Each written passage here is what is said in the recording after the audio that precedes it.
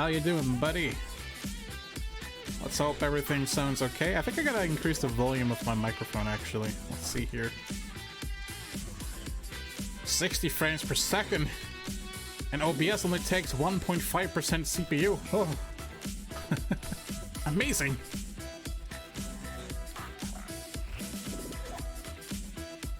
Neither will mine.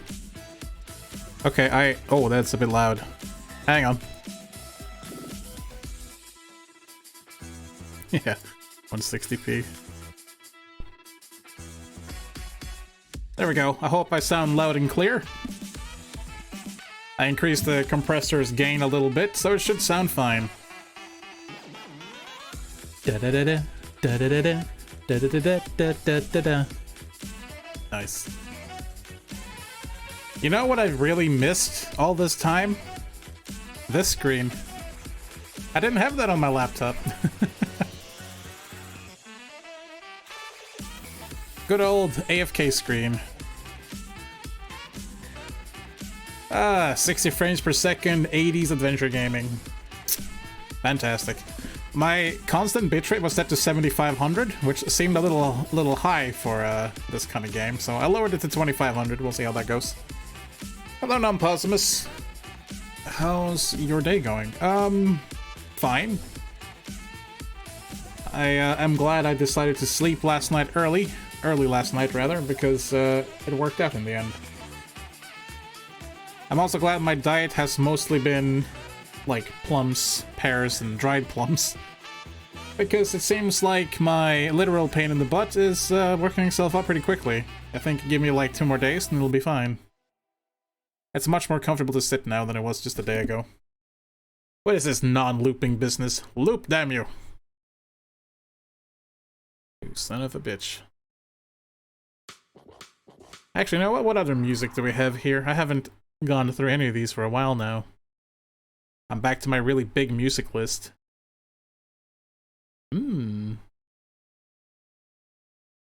I have like a nice returning music? Much as I would like to use this one. Most of these are not royalty free. Oh man, I missed this one. This one's good.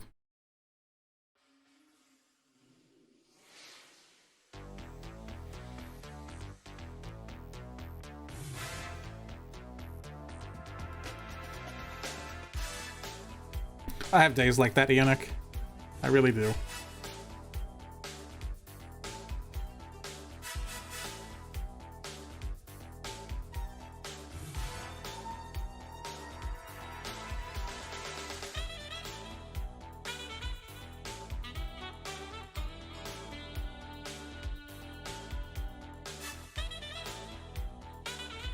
.4% CPU? No!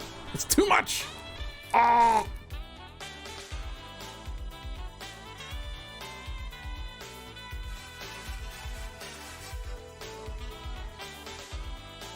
I also don't have my laptop in front of me now, so I have way more space to keep my arms when I'm typing on my keyboard. Which is nice. Nice.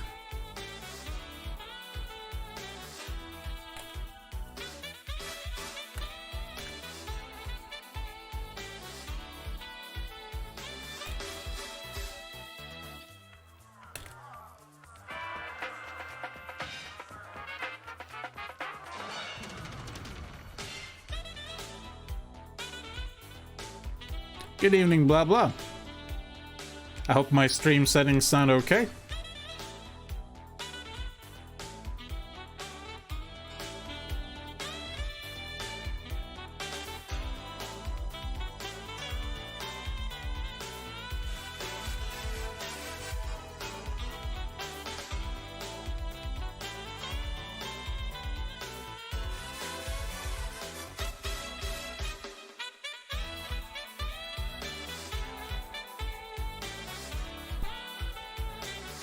It's not just 1080p, it's 60 frames per second. And as I mentioned earlier, it's only taking 1.4% CPU and not like 10. Amazing.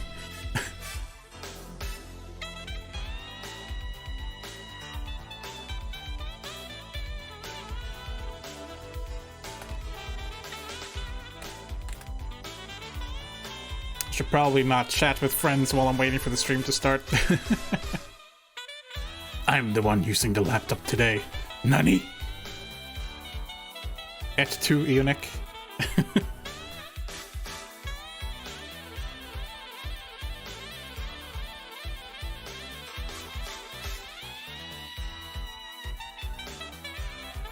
Man, Snatcher had a really good soundtrack.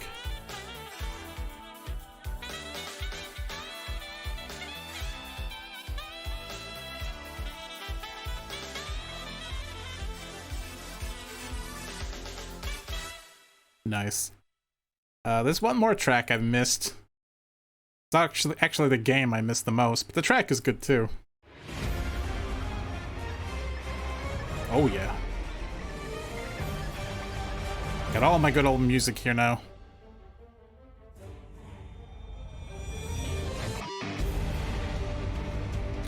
Oh man, I can't wait to hear the actual game. Come on, emulator team. Get to it.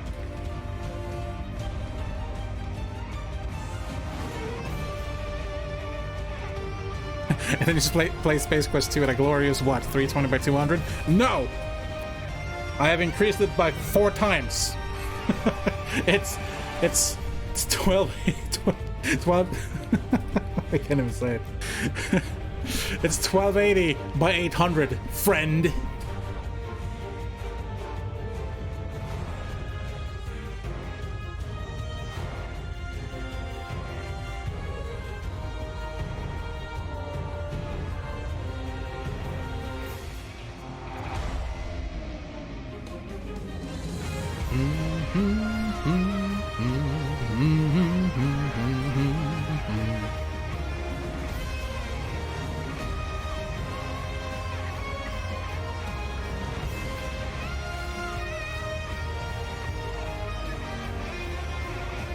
This music is how I feel about getting my computer back.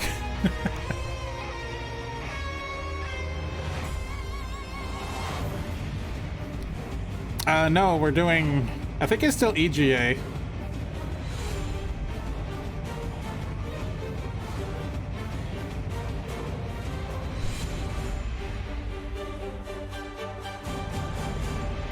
I wanted to use MT32 Roland as well, but apparently it's not supported by this game. So I decided to move my installation from GOG over to DOSBox, which works, surprisingly. So I'm using the GOG installation, which uses ScumVM, but I'm gonna use DOSBox so we get much better PC speaker. Because ScumVM's PC speaker is really, really, really, really bad. And I didn't want to have that, so...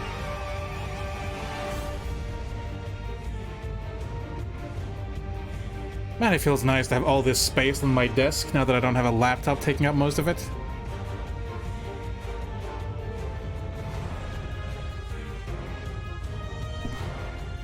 Anyways, let's comically interrupt the music because lol, it's been 10 minutes. So let us switch over to the game screen, which should just be my DOSBox window. Much better PC speaker, damn right. I mean, I would love to show you how bad it sounds. Actually, we might do that at the end, so I can see will agree with me, like, yeah, okay. That's why we went with this. Now, I have already set the volume. I'm gonna remove this, I don't know why I have that. And it should be fine. Let's see if it's ear bleeding or not. Sierra! Does that look okay on OBS? It has a weird white line. What's that all about?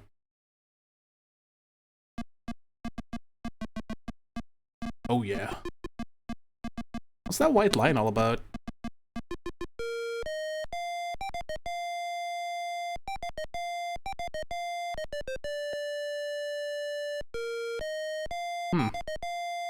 That captures the whole window. And it still has that white line. Oh, okay, it's gone now. Oh, well, whatever. Dun, dun, dun, dun. Also, I'm very tickled that I found my controller.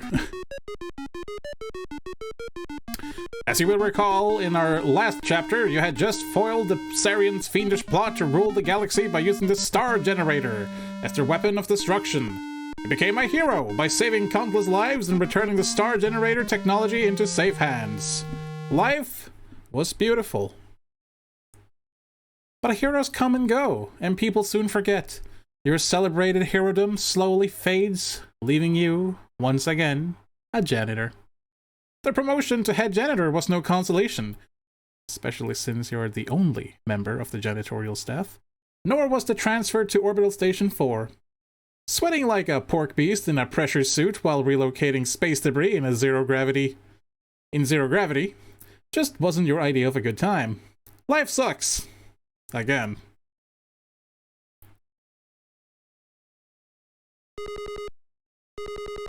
Xenon Orbital Station 4.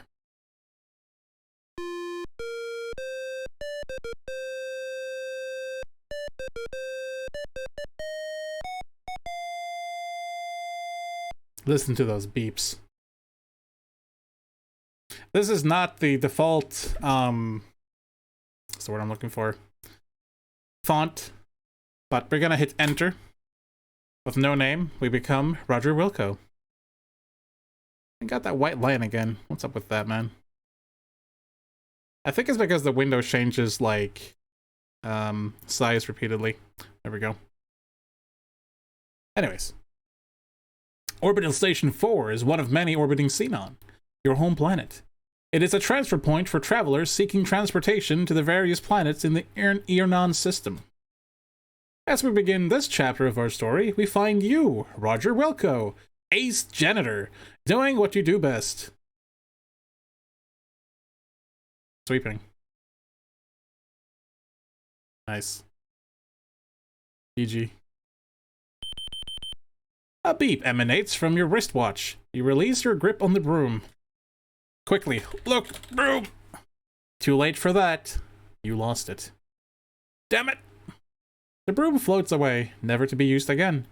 That makes the third one this week. Wait till your boss finds out. And now I can just type save, which is amazing. And yeah, good, I don't have any saves, because that's on my laptop, right? So it begins. Let's look at our watch, shall we? Press C.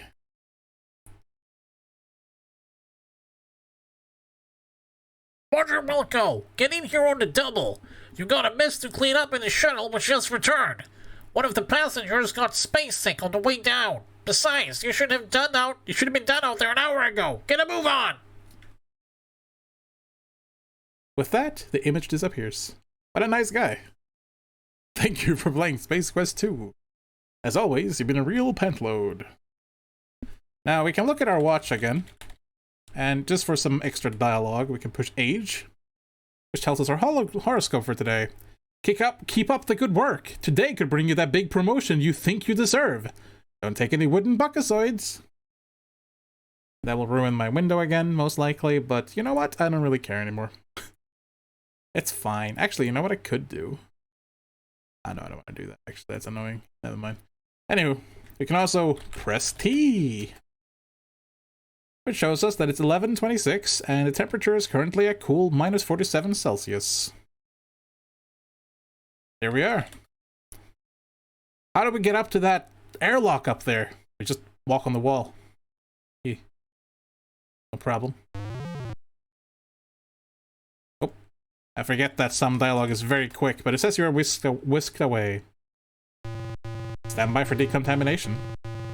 Sounds like your nose is clogged with sugar. Yeah, maybe. And we will take clothes. Now we have the clothes that he wears for pretty much all of the rest of the games. The gray and purple. If we look in our inventory, we are carrying an order form already and a dialect translator.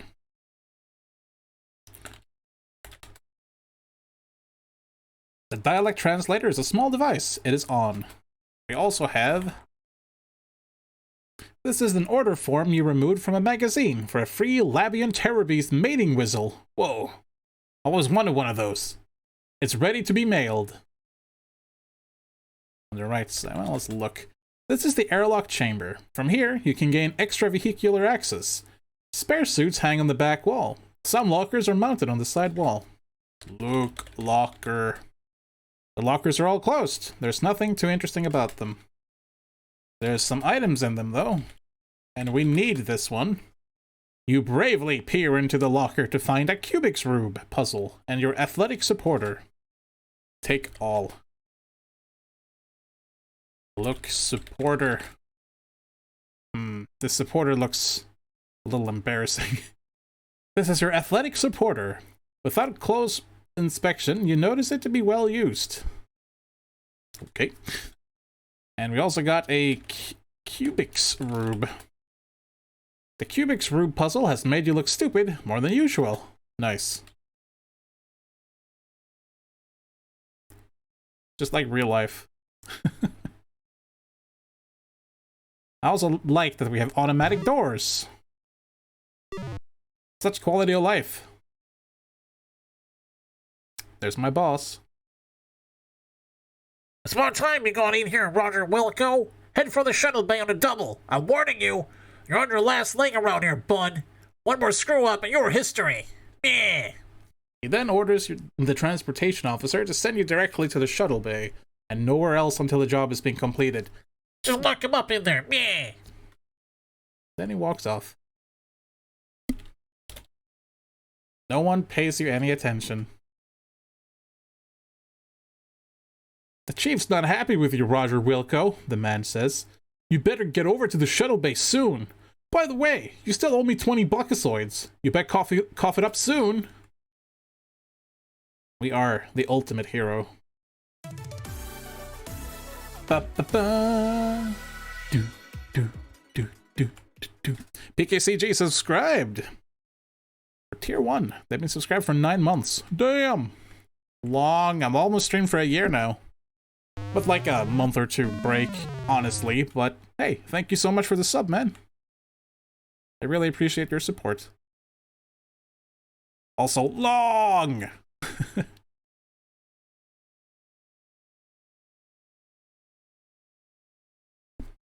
So it begins. Version 2. It's a stream, baby. Or is it a stream, baby? Well, this shuttle looks nice. Let's go clean up the mess. You enter the shuttle and start sniffing around for the mess you must clean. You're surprised to find that the shuttle is not empty. There are 2 extremely ugly suckers walking towards you. It's a me, Mario. Hey, what the... Your favorite expletive here. What the foosball? Pow! Thwack! Bink! Thud! Your protest is cut short as 2 interstellar ruffians proceed to thump you unconscious. Everything fades. This is all automatic, which is why I leave it on normal, otherwise it goes by way too fast. Time passes. I can skip this one. More time passes. A strange dream turns into the realization that you're being shaken and talked to by a voice unfamiliar to you. A dull ache triggers a distant memory of a scuffle in which you were the focal point. Upon awakening from your forced rest, it becomes quite apparent that you aren't in Kansas, Xenon anymore. You find that you're being held upright and under physical restraint from both sides by, you guess, the galactic goons you met on the shuttle. As you try to struggle free, you notice that your hands are tied behind your back.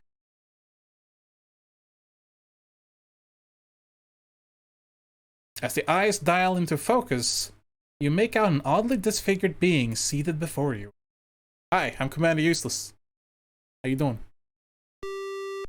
A sagging mass of flesh that appears to have been human at one time, tubes and wires extend from his body, leading to machines which keep him alive.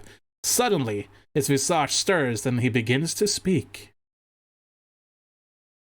Reading it kind of quickly just in case. Can I skip this one? Well, well. Did we have a nice nap? I thought we would have to resort to drastic measures to wake you. Oh well. Welcome to my humble fortress, Roger Wilco. The name's Vohal. Sludge Vohal. I was the genius behind the star generator when it was still in the concept stages. It was to be my ultimate war weapon until some sissy pants scientist decided it would be better use saving lives rather than destroying them. What a waste of technology.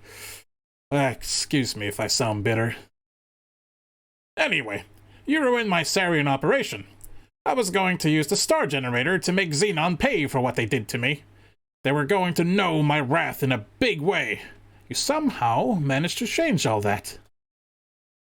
Oh, I suppose I should have known better than to use those mental midget Sarians. That's not the point, however. You are responsible, and you shall pay.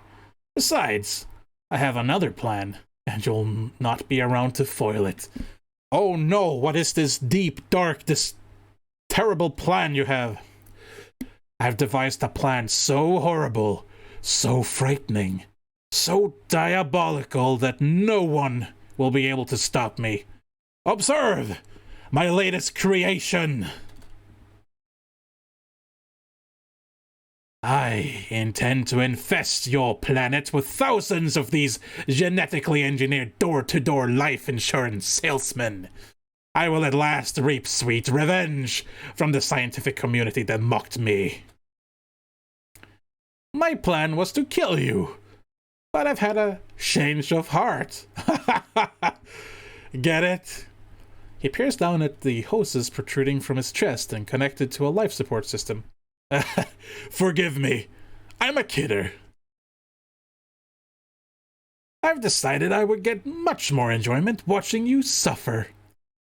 My associates will escort you to the surface of Labion, where you will perform many painful hours of manual labor in my mines. Be seeing you.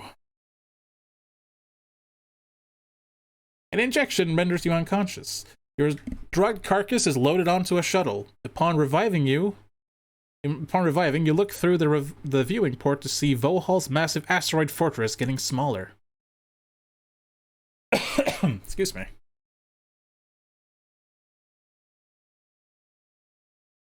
I guess I have to skip this one. So yeah, what a dastardly plot. Door-to-door salesman. How will we survive?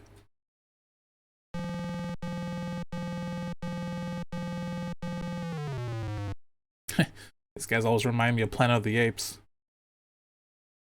After touching down on a giant landing platform, you are ushered to a hovercraft waiting to transport you to the mining site.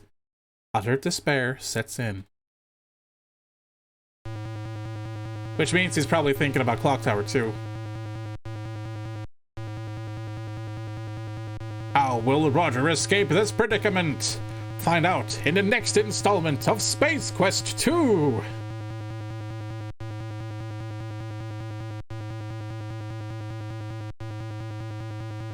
having microphone issues with your headset, PK? That sucks.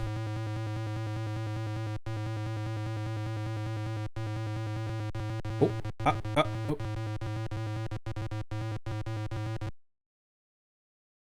Uh-oh. Oh great. I suppose we're out of fuel. Way to go, Gorth Breath. Don't blame me. It was your turn to fill up. You're always forgetting to do it. Wait till the master finds out. You're in big trouble. Hey, don't talk to me that way, you slime bucket. I filled it last time, dip. The argument between the two guards is cut short as gravity reasserts itself. Oof.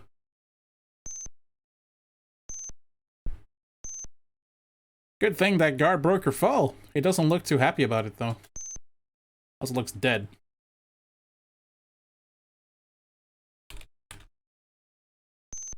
Look. You seem to be in a rather exotic forest. The growth here is unlike anything you are used to. On the ground lies the wreckage of the hovercraft you crashed in. Nearby are the bodies of your former captors. Search body. You search the grotesque body and find a small, thin magnetic card. It looks like a key card. You seem to recall seeing one somewhere in the past. Yes, indeed. If we search body again... it doesn't say anything special, but remember to take key card. Okay. So that beeping is actually a big problem. Wreckage. Look, hovercraft. The hovercraft has been reduced to a mound of twisted wreckage. Everything that was straight is bent. Everything that was bent is benter. There appear to be no salvageable parts.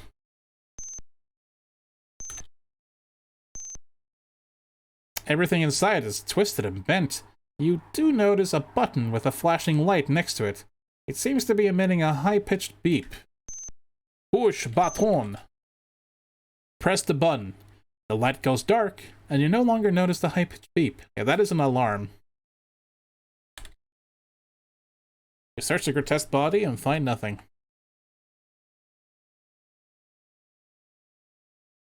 Alright, we're safe for now.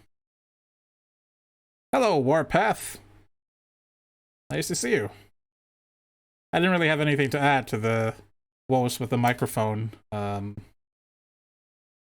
current discussion, so I didn't ignore it per se, but I didn't say anything. I'm not gonna do the Easter egg I told you about because, you know, what if someone's watching? I can't. Alright, there's a trap there. I forgot all about that.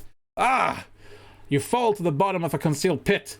You might have survived the fall had you not come in contact with the several 30-centimeter long spikes planted vertically along the bottom of the pit. Another senseless tragedy. You can help prevent this. Vote yes on lobotomies for adventure game designers. Thank you for playing Space Quest 2, Roger Wilco. You've been most entertaining. Lobotomies for game developers. We need that more than ever these days.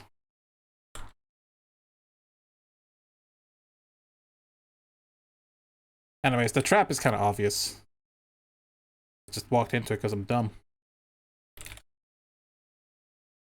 Mushroom! Look! You are standing in a dark and damp portion of the forest. There are some very large mushroom-like growths here. I'm sure they just want a hug. Slurp. You look so happy now. Holy jeez, boy! That mushroom thing sucked you clean up! You can't move a muscle, nor see a speck of light. You begin feeling waves of tingling, warmth, and moisture. Suddenly, it's not so bad in here. Wow! Check out the colors, dude! Your body and mind enjoys the short-lived buzz that is a side effect of the lethal poison you now marinate in. You're oblivious to the end. Not a bad way to go, actually. But it sure is early in the game. I had high hopes for you. They said, who? Roger Wilco? Not a chance! That chump won't last 20 minutes. I said, no way! Roger Wilco isn't that lame! So anyway, don't make me look stupid too. Thanks for playing. You've been very entertaining. Oh, how they mock you in this. Anywho, let's avoid walking into the mushrooms. That's a great death message. Yes, it is. I agree. Wait a second, I'm being silly here. I don't always remember the exact, like, routes you're supposed to take. Because, you know, the aforementioned stupidity. Was there somewhere to go here? I don't remember. Oh, no matter. I have a fairly good idea of what I need to do in the early game. Emphasis on fairly. Did a little bit of testing earlier. I don't think it's back here, right? Oh, this works. And left. Suddenly, from somewhere to the east, you hear a twang, followed by a high-pitched shriek. Not gonna worry about that right now. Mushroom spores? Look. This is another clearing in the otherwise heavily wooded area of the forest. There is a plateau near the back. It is like the other areas, only raised a little. A mailbox sits up there. Oh, that's unusual. Look around. The ground looks like everywhere else, with the exception of some growths, which look like spores or pods. The spores are light blue and bulb-shaped. They seem to be loosely attached to the ground. Well, let's just see what that does. You seem to have kicked one of these strange little spores.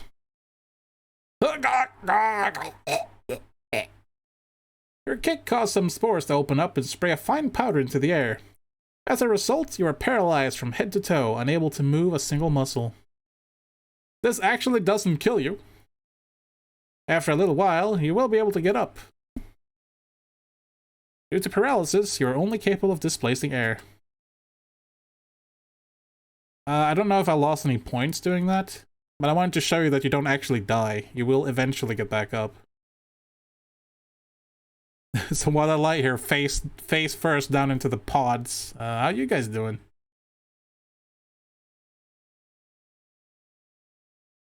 I'm glad to hear it. Better than Roger. I think we're all better than Roger. But you are right.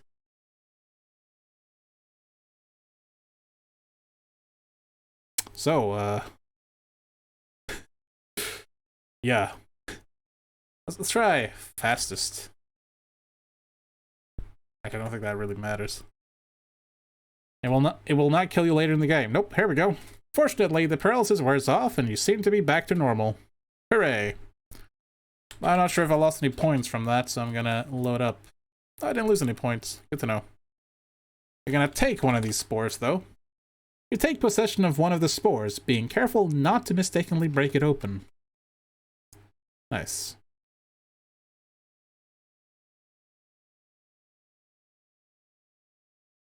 Now we're gonna hurry here. Damn it. Hurry. Go this way. And back here. We're now hiding behind this tree, you see. You hear something. It sounds not unlike the hovercraft you wrecked in.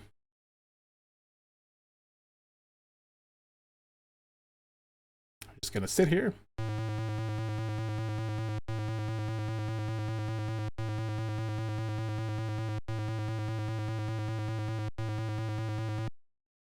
Phew!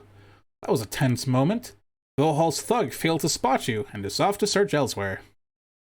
Points, points, points. Alright, let's see. I'm gonna turn off numlock so I can go diagonally. Oh, look. You're in another area of the forest. Oh, forest, rather. The growth seems to be getting heavier here. The little creature caught in the snare has thick-looking pinkish skin. He looks to be less than a meter tall. He doesn't seem to be too thrilled with his predicament. Well, I can fix that. Free creature. He runs off into the sunset. Before disappearing through a tiny hole in the brush, the little creature gives you a long glance.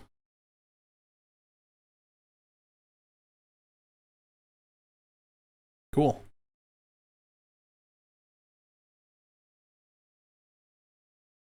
Yes, I can move with my numpad. Behold! Diagonals!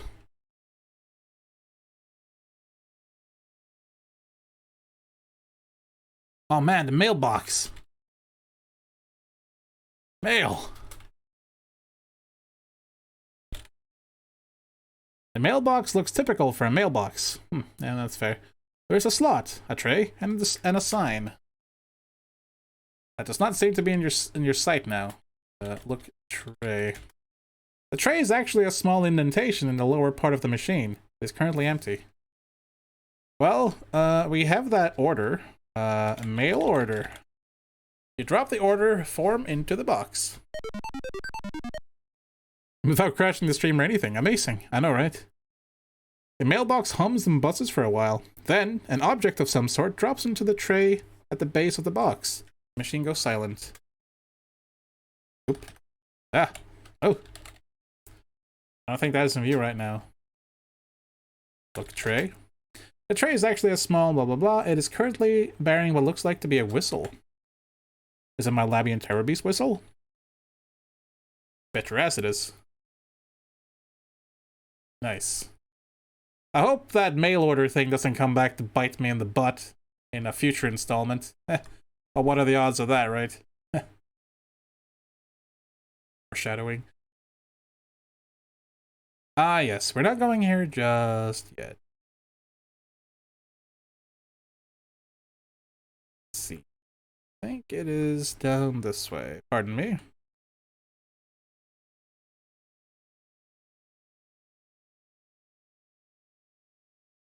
Swoosh.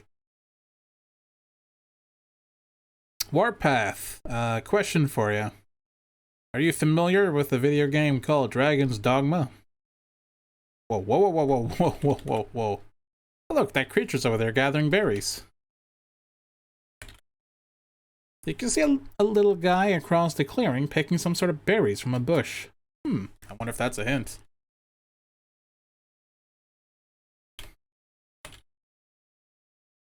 I'm not, but I'm googling it now. It's just a very, like, it's a very good medieval kind of action RPG. It's, like, super, super good. It's a bit old by now. But the thing is, it actually had an MMORPG version of it made, which is super duper mega awesome. It's like one of the best games I've ever played. But it was only in Japan, and it eventually shut down. But there's an emulator team working on reviving it in full English. I'm basically gonna drag my whole community into it when it comes out. Yeah, it's made by Capcom. The original game, Dragon's Dogma Dark Arisen, is actually super, super good. I highly recommend it if you want a really good medieval, kind of high fantasy game. Lord of the Rings, actually, so I guess it's kind of low fantasy, but it's really awesome. Anyway, so this is very difficult, because if you touch any of these roots, I'm doing them fast, you get caught, and this thing comes over and murders you. Good! You succeeded in establishing contact with one of this planet's life forms, and it looks like you'll get to examine it up close and personal. The giant root-looking thing is giving you a guided tour of its digestive system. What you experience next is too horrible to describe. Let's just say that you die as a result. You are dead. Trust me. It may please you to know that during the night, you didn't digest well. For a while, gastric distress made it extremely unpopular with the other root monsters. Ha! Take that, root monster! Way to go, Wingnut! Once again, you demonstrated your inability to sustain life.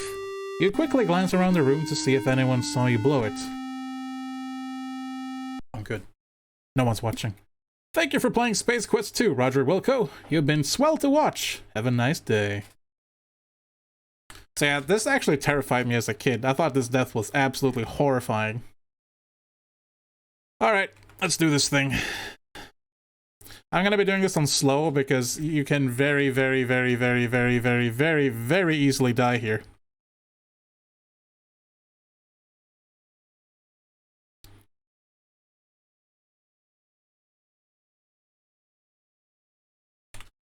I'm gonna be saving a multitude of times. Think of it as you and an open world. And then, once you leave the player hub where everyone meets up, change their classes, trades, craft their gear, all that stuff, all that usual MMO stuff. Once you leave that hub, it's just you, your party, comprised of other players or your own pawns, which is like an NPC system, and nothing else, anywhere.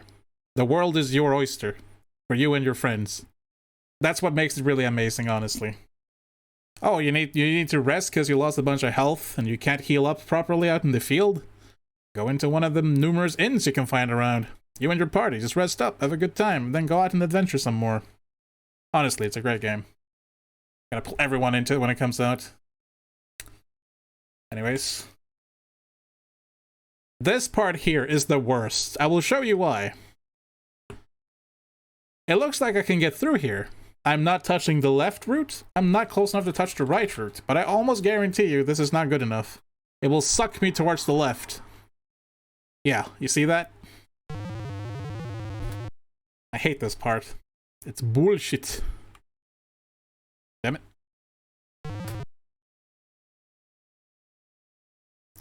There we go. It's very finicky.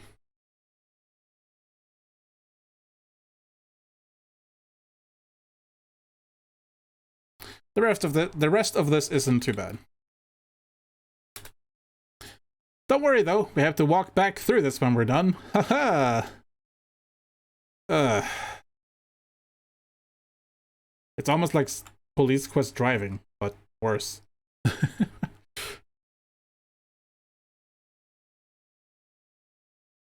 also want to show you one thing that bothered the hell out of me when I did this as a kid.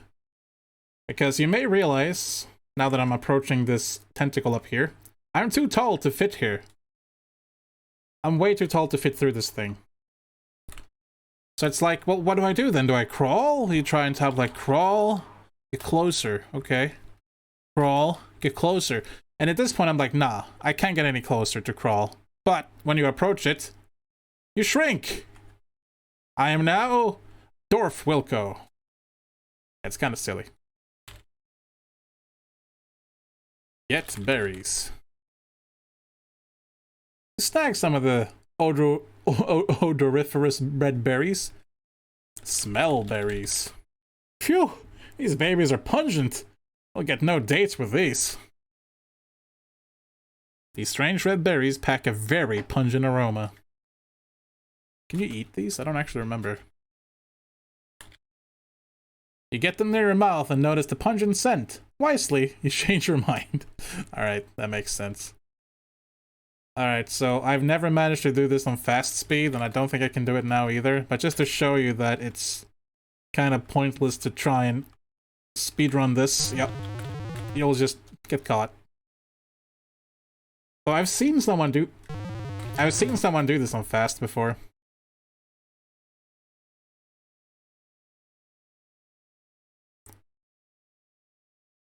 Let's save. I can probably do it pretty okay until we reach that, like, dead point up ahead. Oh, dang it. Well, that's why we saved.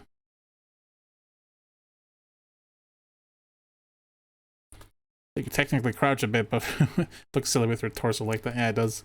His legs literally shrink. Everything else looks fine. Oh, God, I hate this part.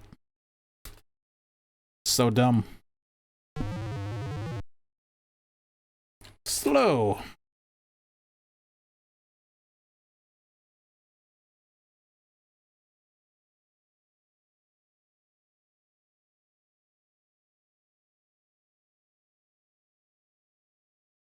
Sometimes you get caught in this spot too. Just make sure you really go wide around this thing and you'll be fine.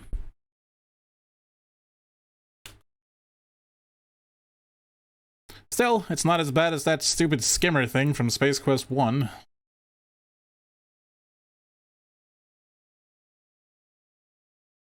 But yeah, speaking of DDoN, that's the acronym we use for Dragon's Dogma Online.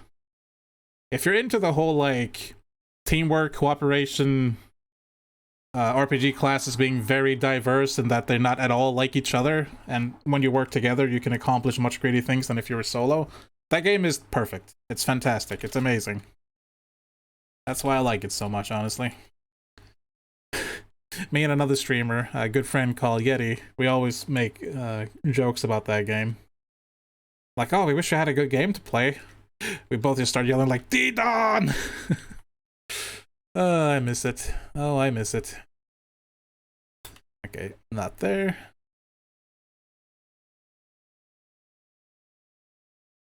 It's nothing like climbing Cyclopses together and stabbing it and trying to pull it over.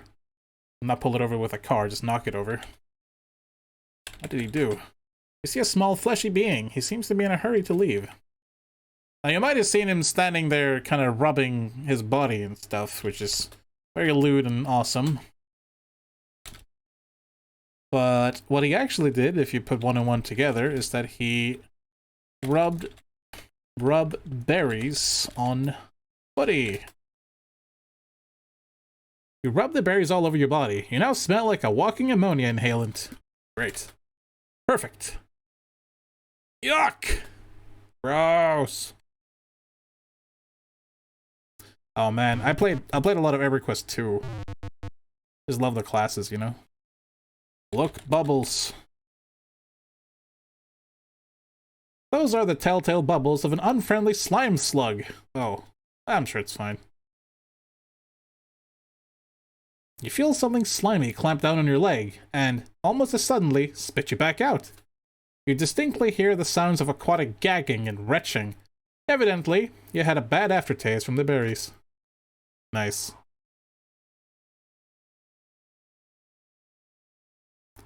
We go up here. You have stepped into a deeper area of the swamp. You are forced to swim. Now here is a very rude thing the game does. So you may think, because you're clever, like, aha, it's deeper. Maybe I can swim down. Maybe I can dive in. So you try to dive. Like, yes, there's something down here. Amazing. I can definitely get there in time. And you can't go on. You do not have enough oxygen in your lungs. You panic. The need for oxygen causes you to become irrational. Your desire for air causes you to inhale large quantities of water, which results in suffocation. Yeah. So what gives? Why can't you swim there? Obviously there's some kind of way to do it, right? Yeah, it's dumb. I will show you what you do. Because Roger Wilco is dumb and can't handle anything on his own. Hold breath. You take a deep breath, feeling your lungs to near bursting, and head for the depth below. Yeah. He doesn't understand anything on his own. You literally gotta babysit this guy. This hero. Classic Sierra, yeah. No joke. Go. But we get a really cool item that pops up in the sequel. Look, you're in a small grotto below the swamp. A strange light dances off the walls of this cave. Its origin, a glowing gem situated on top of a boulder. Ooh. You do not possess this. Take gem. Take the glowing gem. The glowing gem provides a gentle illumination. That's kind of a cool drawing, too. Kiss gem. I don't understand your request. Fine. Also, once more, hold breath. Otherwise you die. Once again, you wisely take in a load of air and head below. Blub blub blub.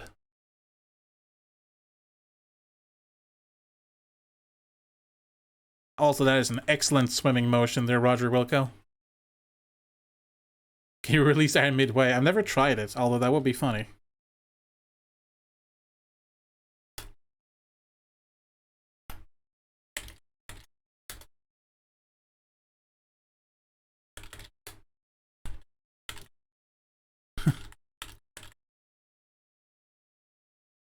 It doesn't seem to be the correct action. Nah, I can't do it. Nice try, though. Nice try. Drink water.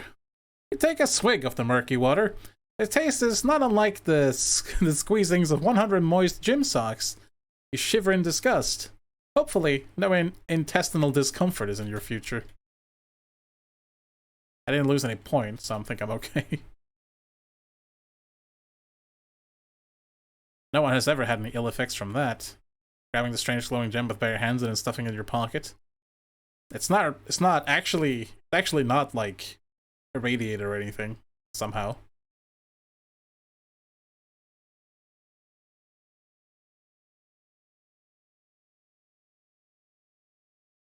Look, you're in a lightly forested area. A large fissure nearby seems to lead straight down.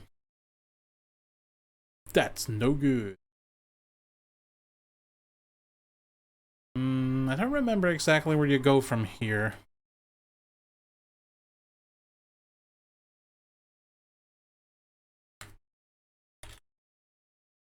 Look, oh. Look. Fissure, fine.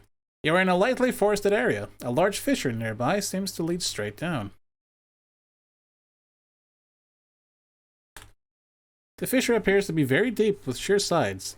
You can make out no detail as it darkens toward the bottom. Well, I mean, we can go down and look. Whee! You smoothly step off the edge of the fissure. Gravity has its way with you, and you are sucked to the depth of the fissure at a very high rate of speed. Needless to say, you hit the bottom and your mortal remains are redimensioned to the point where life is no longer an option. Will you never learn? It has been a pleasure watching you play Space Quest 2. Dun dun dun. Alright. I don't really know where we should go from here.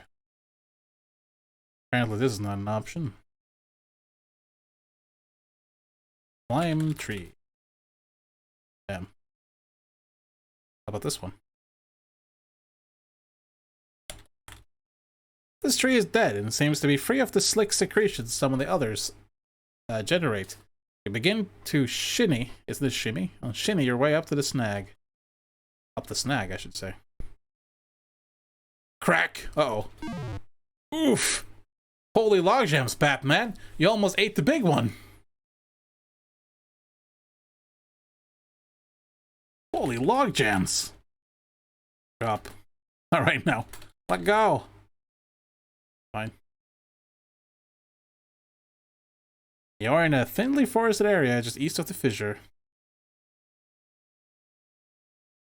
That's a joke. No one gets any more based on the Adam West Batman. Yeah, that's true. That's okay though. I think we got some automated dialogue here.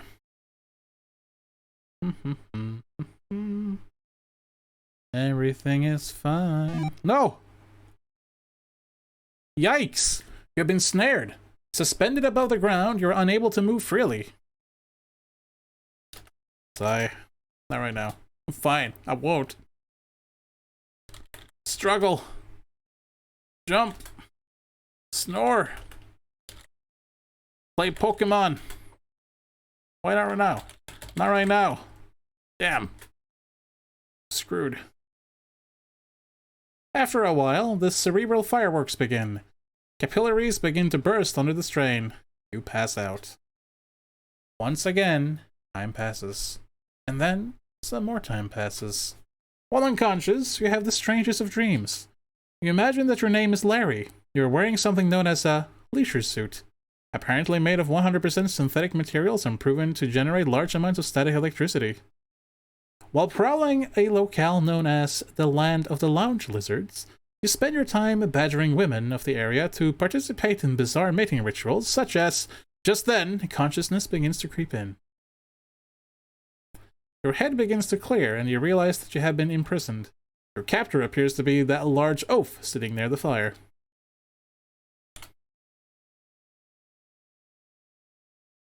First contact. Greetings, oaf. I don't understand greetings. Hunter seems to ignore you. Hey.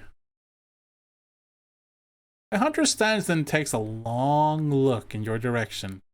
His face, though strange in its own right, bears an expression one might see on a freak show patron who's closer. You want a hug? Oh.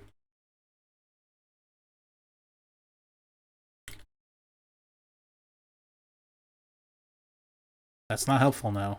Okay, fine. Go over here. Can't touch me from here. What you gonna do? Oh.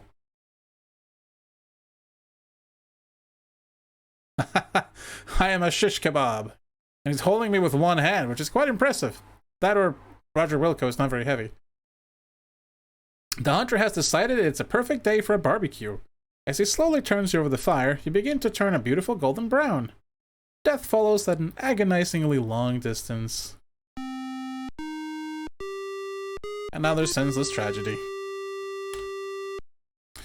Alright, so what you actually do... just keep... messing with him. Until he gets mad. Take this! Upon impact with the ground, the spore opens and spews its dust into the air. The hunter falls to the ground paralyzed.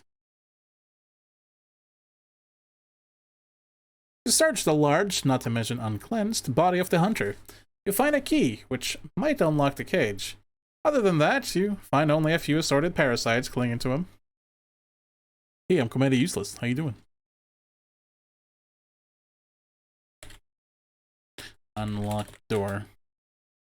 Take key. You reach through the bars and take possession of the key.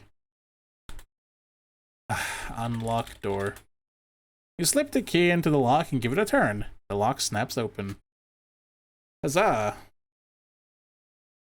Free!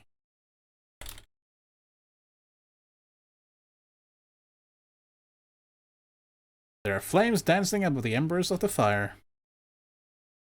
Look, rope. Take rope. You grab the rope. Cook hunter. Yeah, I should do that. It's a relatively short rope made from rough hemp. Hemp. I don't understand. Cook. What? We can never get along, game. Also, I just killed some kind of bug on my hand. I don't know what it was. It's dead now, though.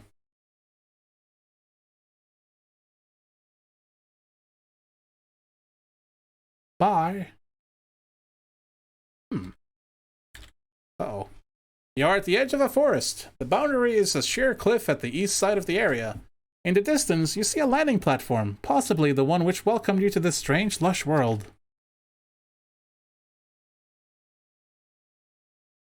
Freedom? Oops. Da, da, da, da, da, da. Zap. Drats! Valhall's troops have tracked you down and passed sentence for your escape. Tough luck, huh? Way to go, Wingnut. Rude. How dare they?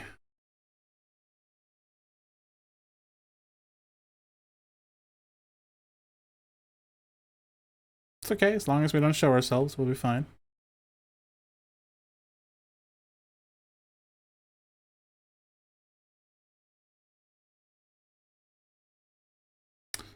Now we know that that platform is down below, but how do we get down below?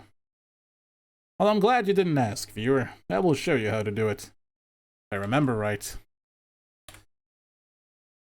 And I don't know how you would figure this out normally, probably with one of those hint guides.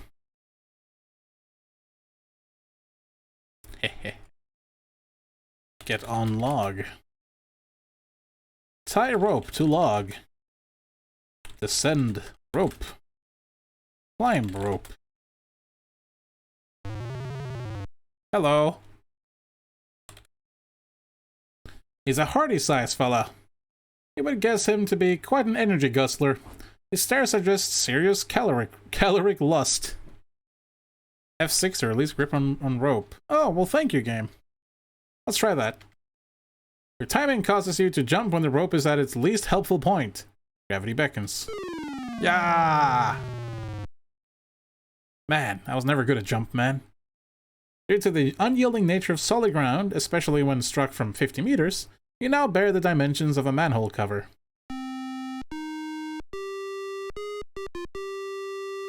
Okay.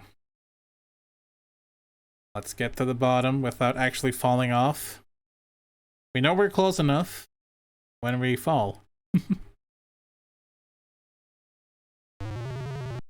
Yeah, I think that's good enough. Swing on rope.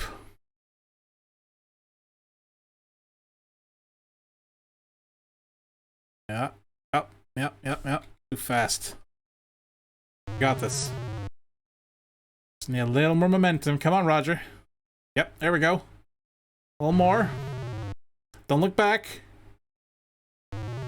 Don't look back.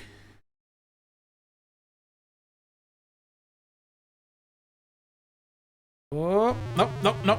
A little more. A little more. Come on. Just one more step. And one more should do it. No! He who hesitates is lost. You gave that guy one chance too many, and he seized the opportunity. Not to mention you. You are consumed in 2 quick bites. Chomp chomp. Yeah, no one saw that one coming, I'm sure. Alright. Once he starts grabbing for you, you know you're close enough. Nice.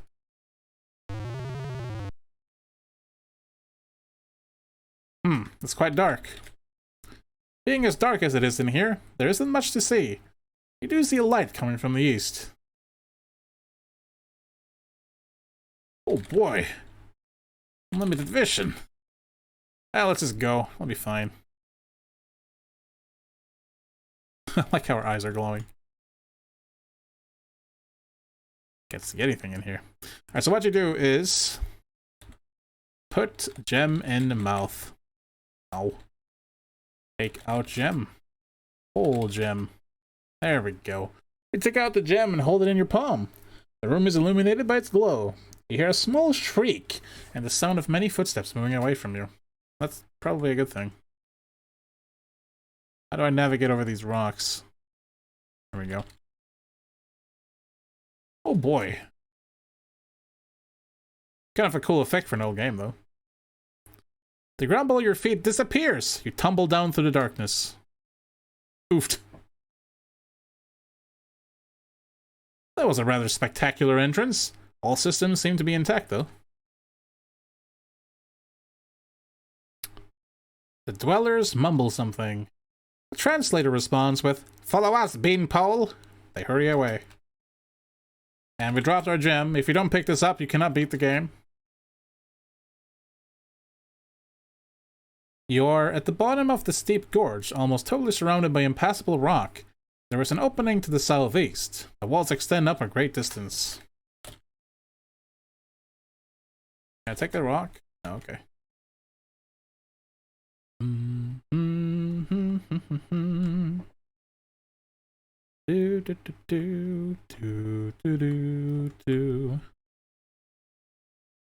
Pardon me.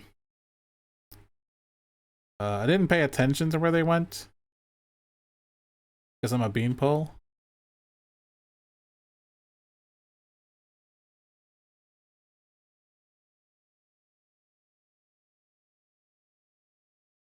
We are. You are at the south end of the gorge bottom. There are more odd rock formations here. There are still more of those little pink folks. Greetings, little pink folks. Welcome to our canyon. You look to be from out of town. On behalf of all of us, I would like to thank you for saving our compadre from the hunters. You're welcome to stay in the canyon as long as you like. When you're ready to leave, simply say the word, and my assistants will show you the only way out for a being of your size. When you leave, however, we must seal the exit behind you for our own protection. Goodbye, and good luck. If you haven't helped him, you would be stuck or dead. I don't remember which. Dwarfs. Beardless dwarfs.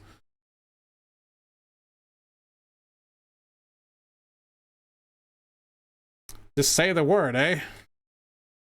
Say the word. Alright, well, wish me luck.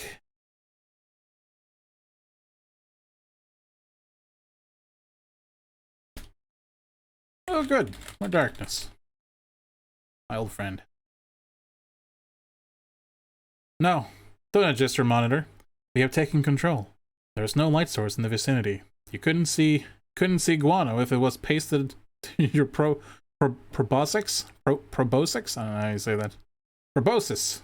There you go. Put gem in mouth. Ah, better. Not a great deal better, but better. There's a really terrible way to die down here. My old friend. And it's kind of random to find it. But it is terrifying. As a kid, I hated this place. It really, really made me feel anxious. Here we go fast here. Suddenly, an inhuman guttural moan echoes through the narrow caves. You're not sure which direction it came from. The only thing you do know for sure is that you've just soiled your undergarment.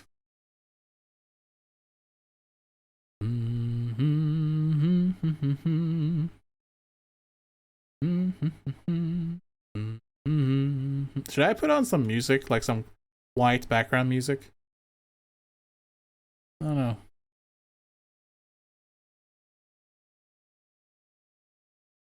I think if you go up here, you'll run in.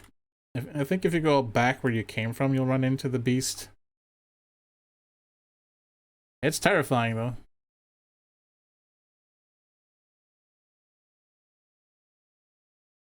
Make no mistake. Go left here. It's going in circles. I think. Where is it? I want to show off this cool death.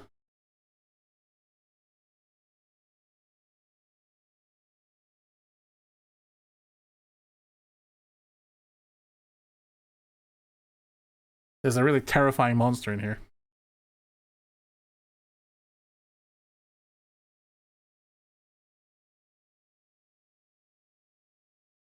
Apparently, you weren't paying attention when the chief cliff dweller explained that they would need to seal the opening behind you. You can no longer travel in that direction as a result. I was paying attention, I was just being stupid. Honest. I'm not sure which is better. I wonder if I should finish off my night by playing some Phantasy Star. That'd be nice. Maybe that monster is actually in a specific area. I don't know. I want to find it, though. And proclaim my love for it.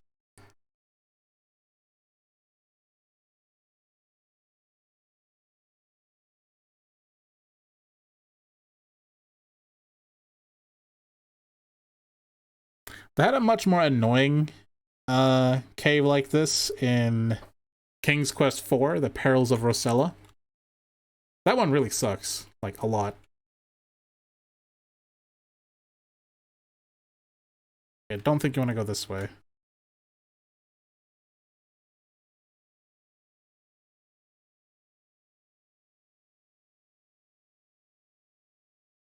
Nom nom nom. Monster. Monster. Where are you, monster?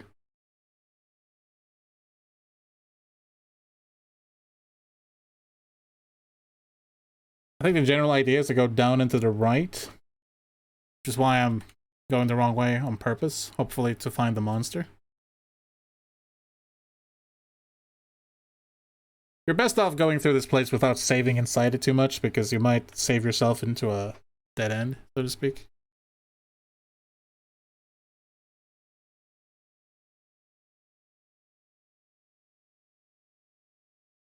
I'm just glad this monster doesn't make any noise, because if this monster made noise, it would be like one of the most terrifying things in adventure gaming.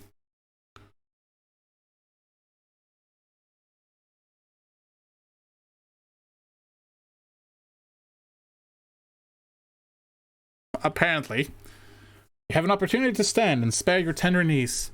The crystal clear water gives off a gentle glow. In abundance, it is able to light a room.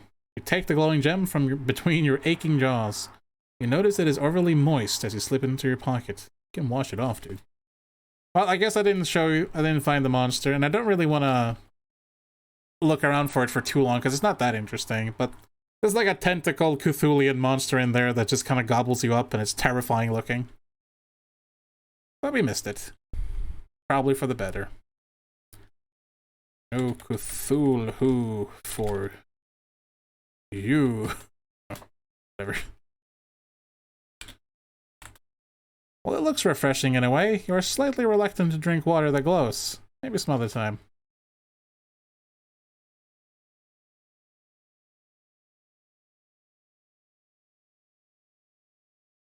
Is there something in the cave you need to pick up? I don't think there is. So that would be a very Sierra thing to do.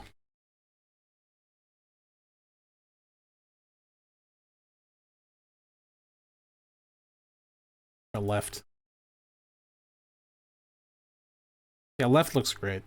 I'm sure it's fine. Uh-oh. I'm stuck. I'm stuck. It's too strong. Roger?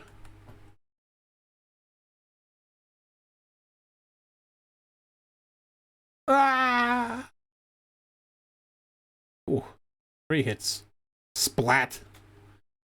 After caroming off off a pair of rock outcroppings, you find a final resting place at the base of the falls. Way to go, Wignut. Alright, we'll go right.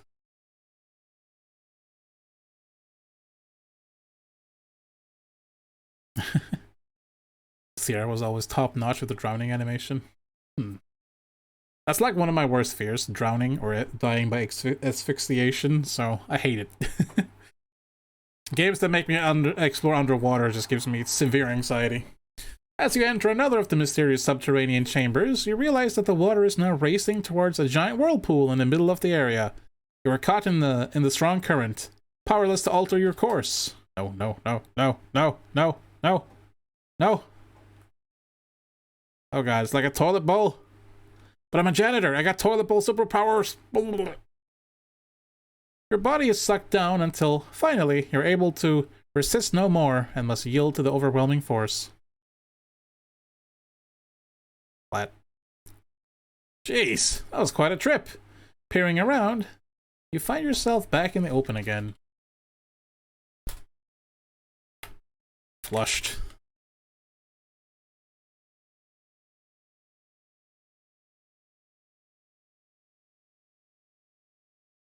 Ah, yes. This part is good.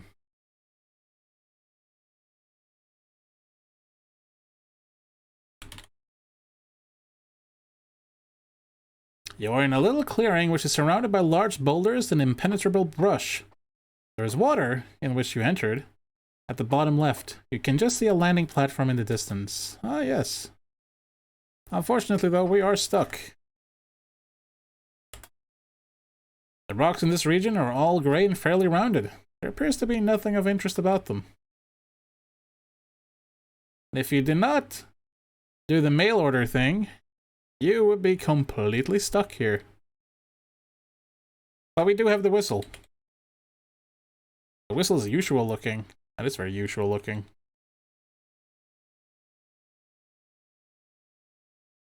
Blow whistle. You give the whistle a toot. It makes an odd sound. You hear an incredible whirring and grinding sound coming from the north. Suddenly, a Labian terror beast busts into the room like a tornado, and he looks like he could do as much damage as one. Yep. Maybe he just wants a hug. Ah!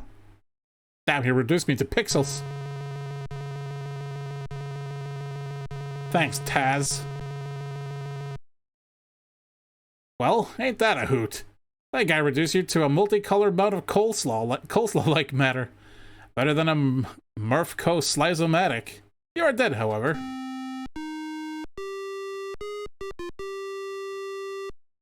It's good at breaking things. Maybe he wants a puzzle.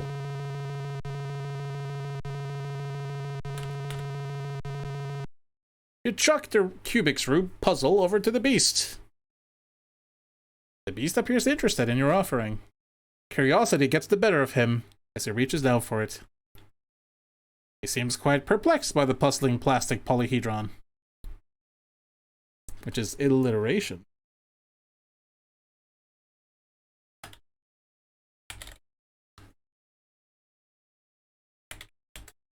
Boy, he certainly seems interested in that puzzle.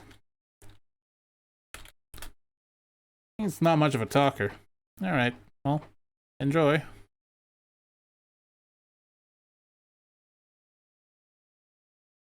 And I become a dwarf again. Oh, I can walk sideways. Alright.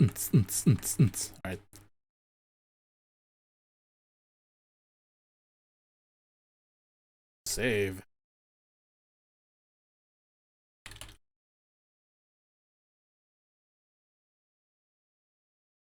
You are in a small clearing. Before you stands a large elevated platform, much like the one on which you landed when arriving on this planet. On one leg of the platform is an elevator door. A guard patrols the mid-level. From here, the guard looks quite similar to the ones which you traveled with. And of course, if you show yourself, you get dunked on. Like that. Now, I feel like there was another kind of obscure secret here that someone found out like ages later. After this game's release, like literally like 15 or 20 years later. But I don't remember exactly, because you have an option to sneak past this guard. Which is one way to solve this problem. But there is a better way. Dang! Allowing the guard to observe you was not very swift. He has disassembled you, probably adding a little excitement to his otherwise dull day. Way to go, Wingnut. Fast.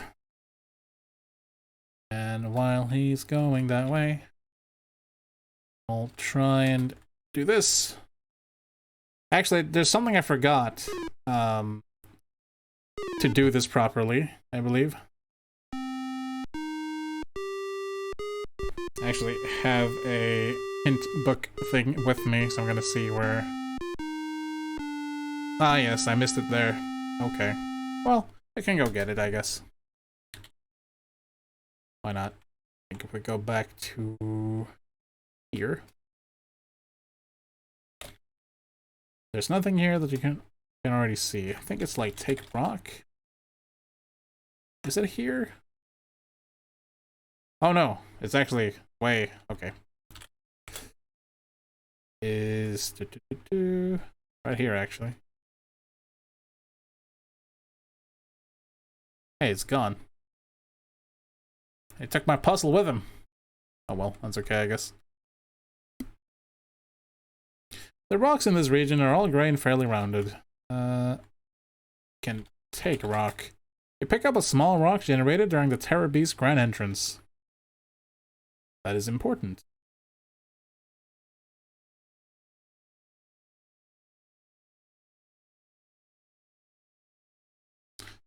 Fast. Go. I think I can go this way. Oh. Hope you remember to swipe that keycard earlier. Am I fast enough? Nope.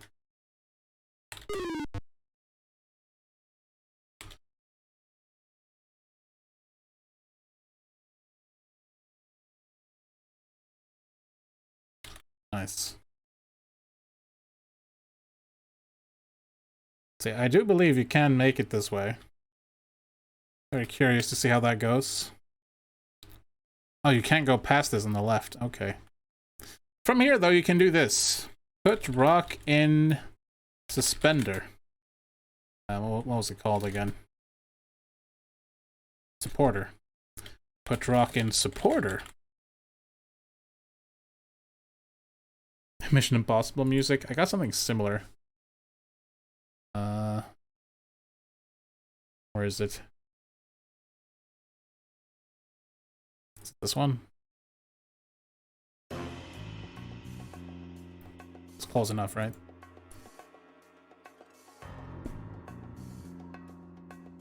Ah.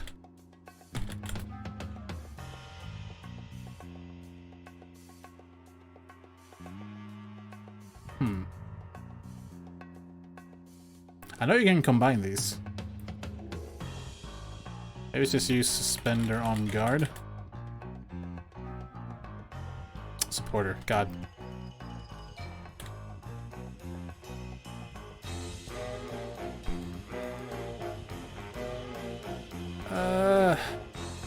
Load rock in supporter?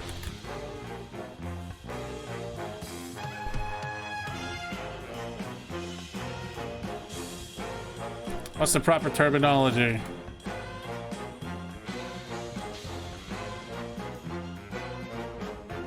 Swing? Do what? I know you do it. I just don't know how. Just sling rock? Oh, okay. My bad.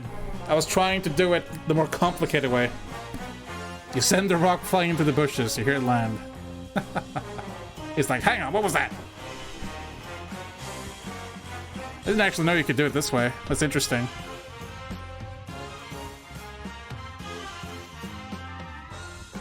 Did you just go into the bush?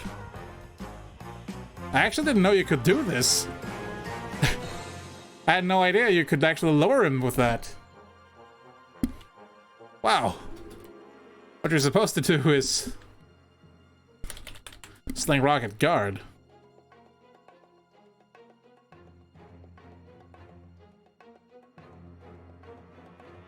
You cleverly use the athletic supporter to sling the rock at the guard. It makes serious contact with the side of his head. We like the way you think. It drops like a lead parakeet. The ripe thud of impact is momentarily sickening. He is perfectly still.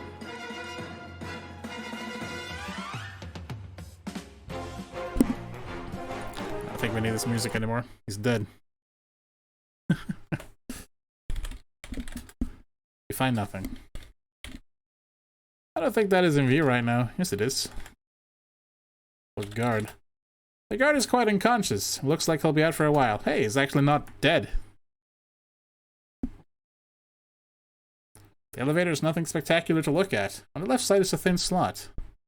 What happens to his gun? It was made out of dehydrated water. So when it hit the ground, it hydrated and turned into water and disappeared. The perfect weapon. You slide the keycard into the slot, then remove it. I didn't know you could get up here without the keycard, though. That's actually really cool. Had no idea. Master Assassin's weapon. Truth. As soon as the elevator closes behind you, the platform on which you rest begins to rise. Look.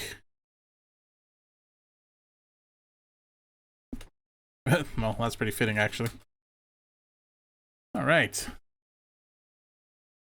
To recall from when you landed, the entry hatch being on the rear left of the shuttle. You'll have to move a little. It looks just like the shuttle that brought you here. You're on a landing platform. A shuttle sits quietly nearby. You see lush growth all around. Yay.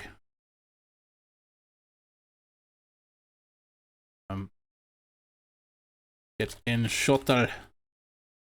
Shuttle. Oh, come on. I guess the left of the shuttle will be over here. If it's facing me. Damn it. Ah. Yeah, safety walk performed. Man, where the heck?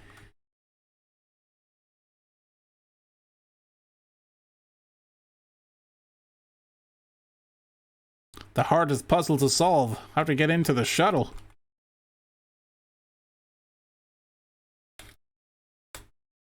Oof. Ah. You open the hatch and get in. Hooray!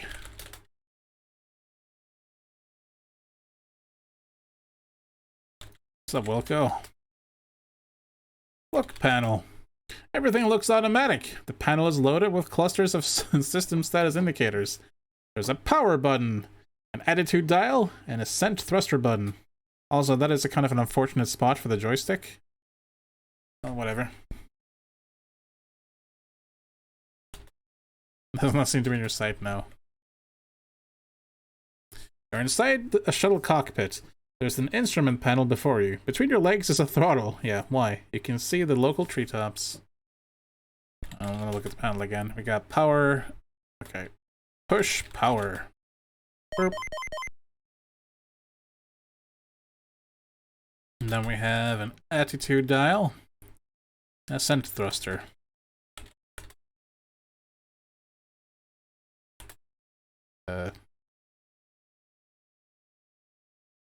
Hang on. I got this, I promise.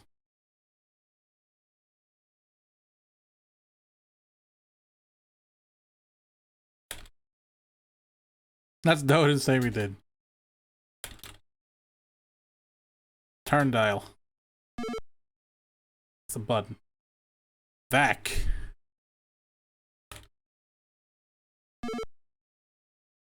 Hack.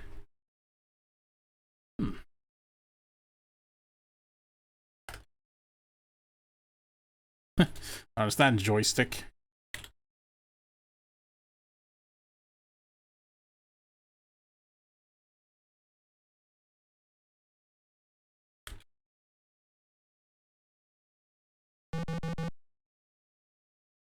The shuttle begins to vibrate as the ascent thrusters ignite.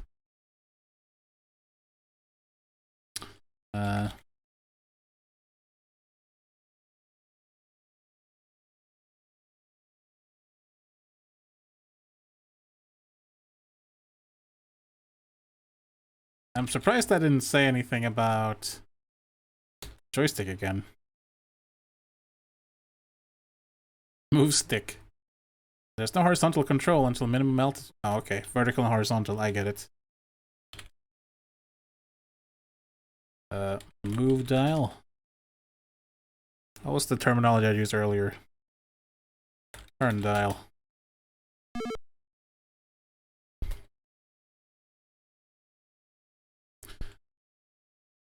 Ascent thrusters ready. Attitude system, vertical control. Forward descend, back ascend.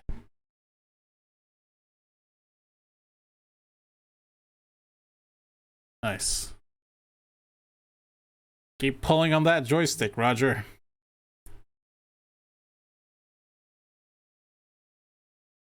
Look out.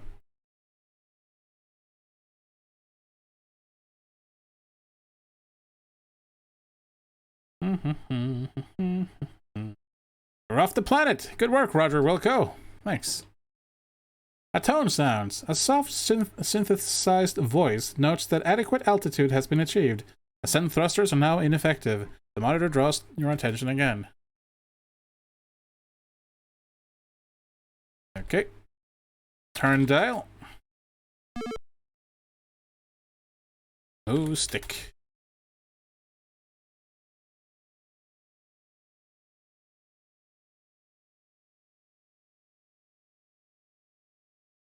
At this point, it will yield no important info. Am I going backwards?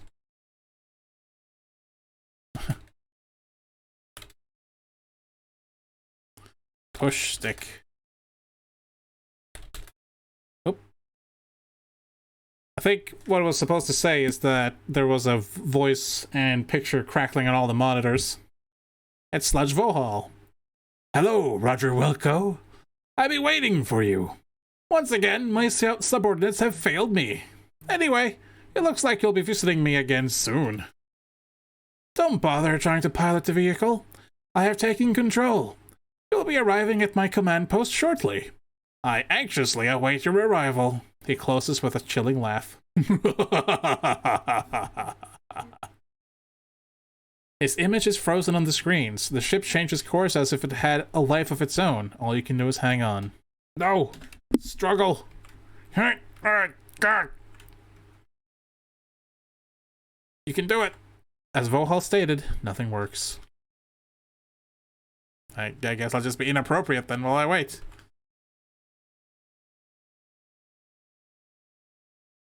Feel the ship bank. Is that what they call it nowadays?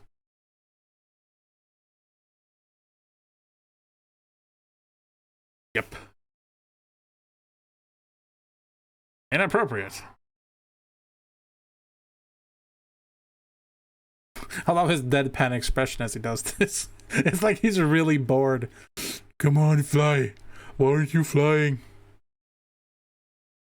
Through the window, you see your apparent destination, Vohal's asteroid. Now that we're all lesser people for having witnessed me playing with my joystick, let's continue playing Space Quest 2.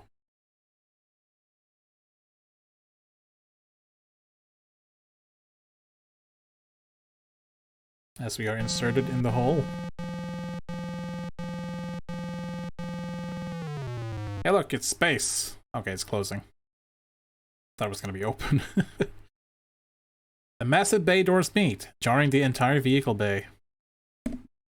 As you step down, the shuttle door slams shut behind you. You are quite surprised not to find several of Vohal's guards waiting to greet you. You begin to ponder what the twisted scientist might have in store for you. Oh boy. Evil asteroid fortress. Lester, I play with my joystick all the time. Yeah, me too. Me too, friend, me too. Door behind you closes solidly. You're in an attractive tube-shaped region of the asteroid. Hey, I don't have what I need to survive this. Another barrier stands in your way. You feel the floor shift below you. It's moving to the left. Nice effect that actually pushes us to the left as it moves, too. Well, unfortunately, I don't have what I need to deal with this, so... Imagine, if you will, taking a bath in sulfuric acid and using pumice for a washcloth. After that bit of displeasure passes, it gets much worse, as the acid slowly eats its way to the last critical organs. Finally, mercifully, death takes you. Da, da, da, da. Alright. Well, I guess instead of going down, we'll go right.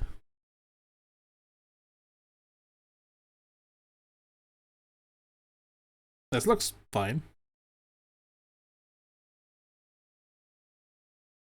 You're in a rather large room to the east of the vehicle bay. There are two elevated walkways here. One leads to an elevator in the middle.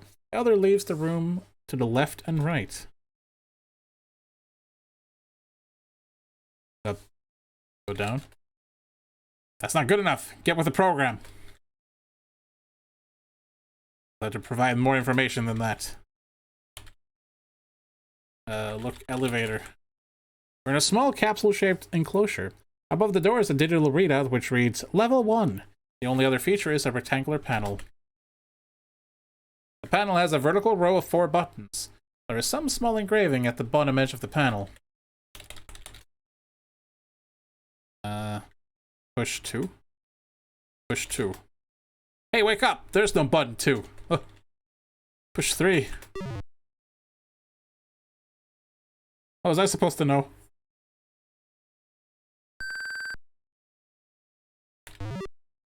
The buttons look ordinary.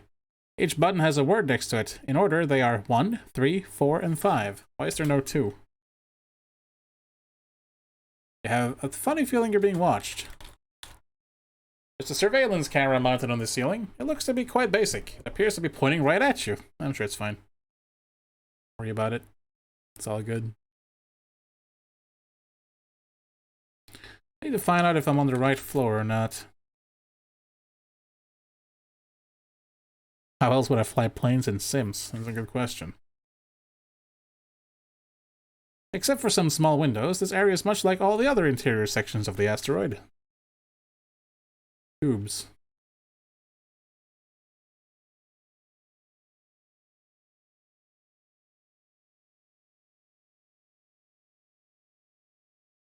Could it be? The door is closed. There's a button situated next to it. Push button. Ooh. Aha! You know a janitorial closet when you smell one. Almost at once you sense an emptiness, a melancholy longing. You begin to feel homesick.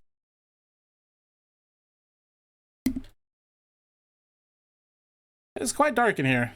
You do find a plunger, however. Okay. We now have a plunger. It's me, Roger. Da-na-da-da-na-da.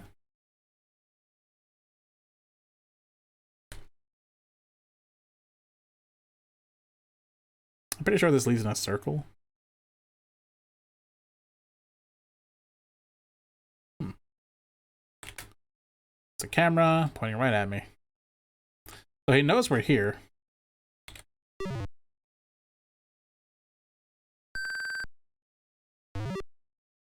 Which is interesting.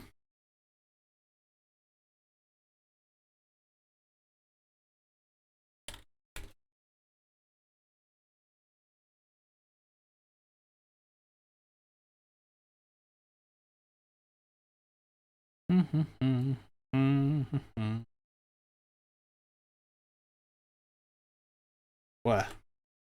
Can't spell. Push. Button. Look. It's quite dark in here. On the floor you notice a glass cutter. Nice.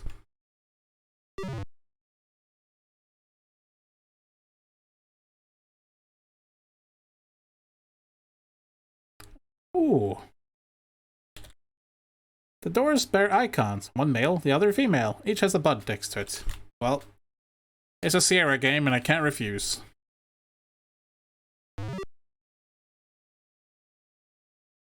I don't think I've actually ever seen the bathrooms. Is that Donald Duck on the far right? You have stepped into a porcelain palace of sorts. It is obviously a restroom.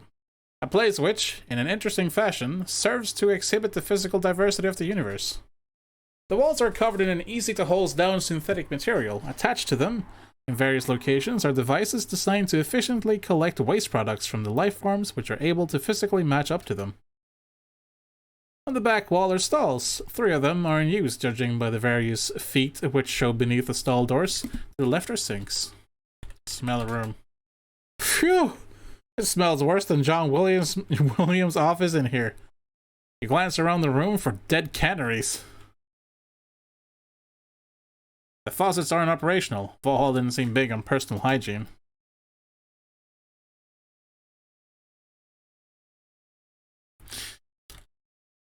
Door won't budge. Damn. Damn. Damn.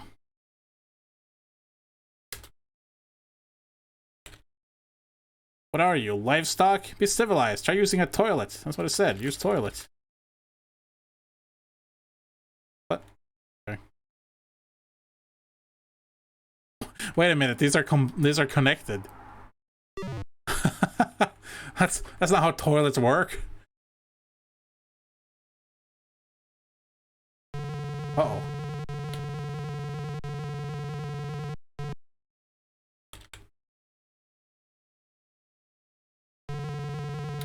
There's an automated floor waxer moving down the corridor.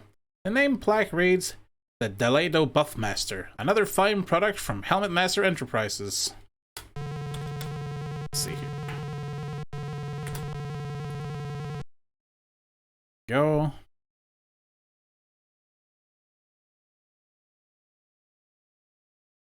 Take that, drone. Ah, damn it. I can make it.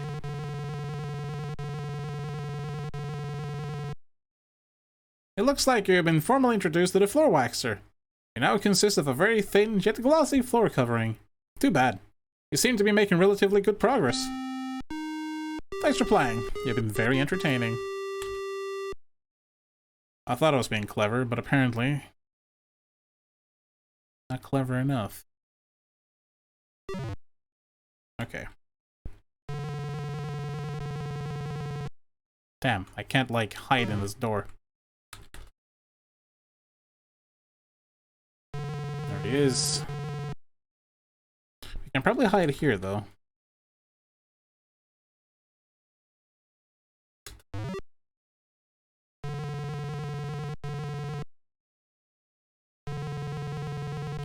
Take that, droid!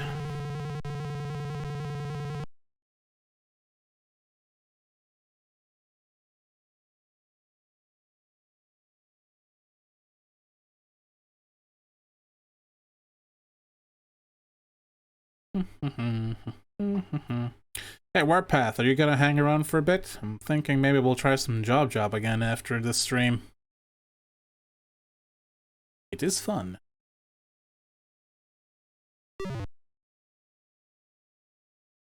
You missed out on it last time, so I thought maybe you want to join in this time.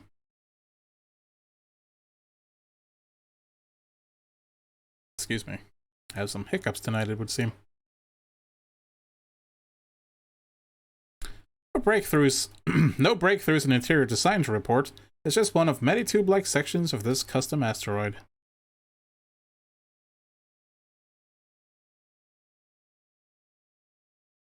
The hallways on this level are the same as above, with the exception of some type of cages. An occasional strange noise is heard. The smell here is stifling. Apparently, the holding cells are not well kept. There's a door in the side wall. Door? I wish we typically around this time to go post-work errands, tonight included. I will hopefully catch it sometime, though. Don't worry about it. Just thought I'd ask. Ow! Ouch! You feel alarmingly dense. Apparently, you were a prime focal point for some aggression channeling by one of the caged creatures. Your compressed composition indicates that your attacker possesses considerable strength. A good guide to avoid in the future. Of course, you are damaged beyond repair and the game must end. You make quite a bit of progress, though. Don't start screwing up now. I didn't start. I've been screwing up the whole time.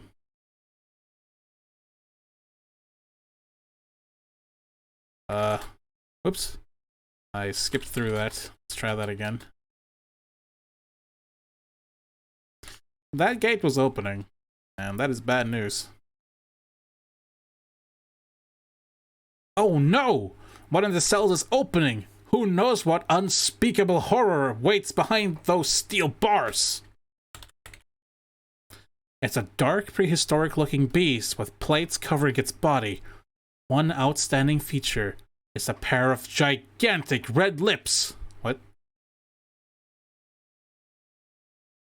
Uh-oh. It's a xenomorph with giant kiss lips. God. It's worse than I feared.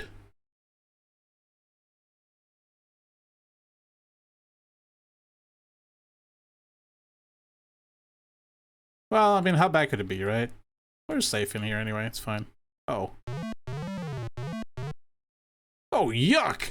The dark and spiny beast with massive red lips grabs you and, after a longing glance, proceeds, don't read further if the phrase French kiss bothers you, to plant a very moist French kiss on you.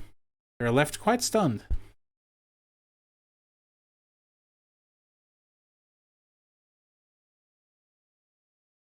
Huh. Now, believe it or not, we are a dead man walking at this point. Anyone ever seen Alien?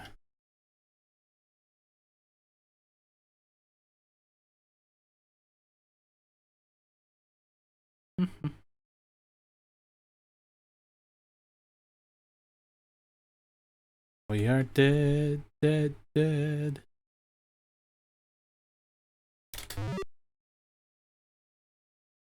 It's quite dark in here. There's a small wastebasket. On the floor next to it is a pair of crusty work overalls. Aren't you amazed by how much stuff an adventure game hero can carry? You just got to know how to pack. You pick up the overalls. They're very small and quite worn out, not to mention filthy, and of course no use to you.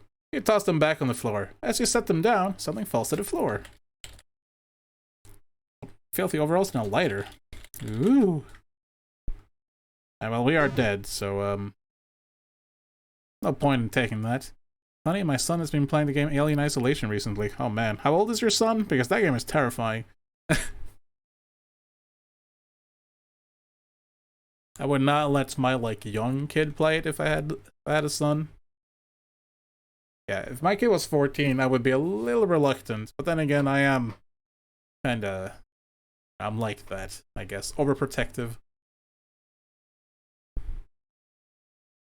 Having been the kind of person to suffer from several mental, let's say, anxiety problems, I would hate to cause any kind of anxiety in my children. But hey, that's just me. I'm a terrible parent. I don't think so. I think it's just more common nowadays for that to be the case. I mean, even when I was young, I played games that I was definitely not supposed to play. Like, for sure. I was probably like 12 when I played Duke Nukem 3D, and we both know that is not a good idea. I was hoping I'd die soon. So I can show off the rather neat death.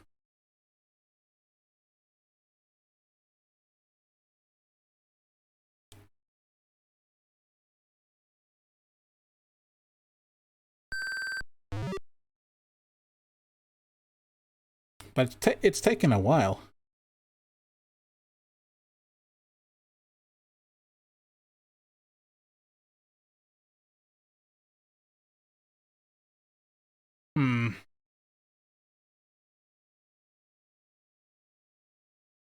Oh, Warpath, you might be the right age for this. Did you know that Realm still exists? True story. Not sure if you ever played Realm.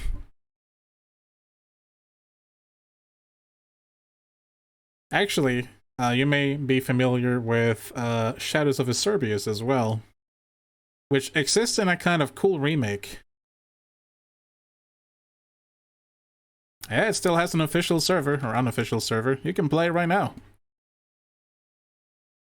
And as for Shadow of Acerbius, and I believe it's sequel too, I don't remember the name. But those two are free, like Acerbius and the other game. I always wanted to call it Twin Peaks. I don't know why. I feel old. But yeah, Realm exists. It's free to play with, I think, some VIP options. And Acerbius is... It's called Medieval Lands now, in one word. But it's awesome. I know the creator of that game. He's been on the stream a couple times when I played it. He's a super nice dude. And he did such an amazing job with that. It's really surreal to go back and play Shadow of Acerbius, though.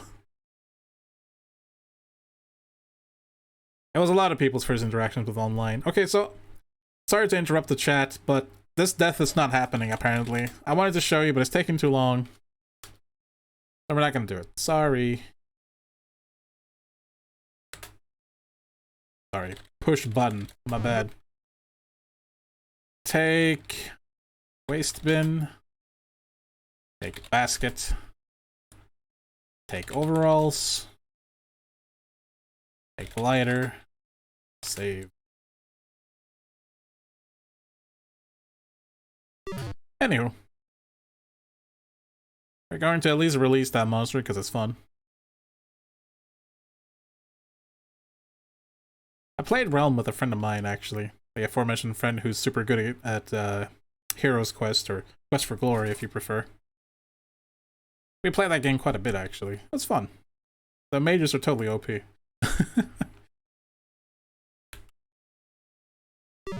Alright, I think we are now ready to at least continue down Vohal's asteroid. Where the hell are all his guards, anyway? Well, minus the weird alien monsters.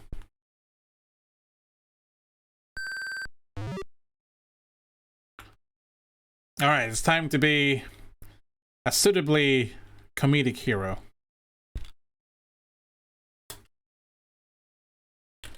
Quackshot might be a hint as to what we're about to do, for anyone who's ever played that or seen me play it. The door behind you closes solidly. A barrier springs up before you. Another barrier stands in your way. You feel the floor shift below you. It's moving to the left. Oh no! How will we survive? Do I have any panic music? I wonder.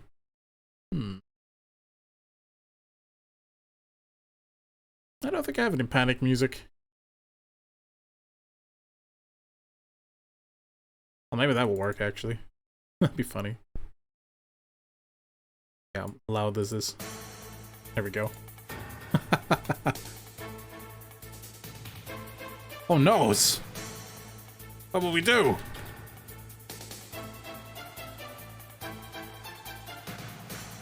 Colonel, the floor is moving aside. Damn. Hope I have the right terminology. Let's see. Let's hope it is correct. Using formerly uncharacteristic creativity, you apply the suction cup-like plunger to the smooth metal finish and hang on for dear life.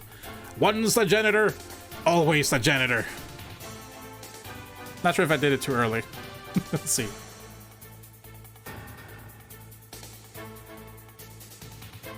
Nice. Gonna keep hanging on here. Formerly uncharacteristic creativity is an amazing insult. It sure is. You can let go now, Roger. It's fine.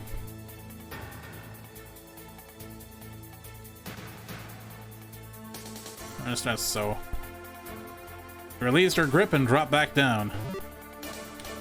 Nice. Alright. Return to your positions!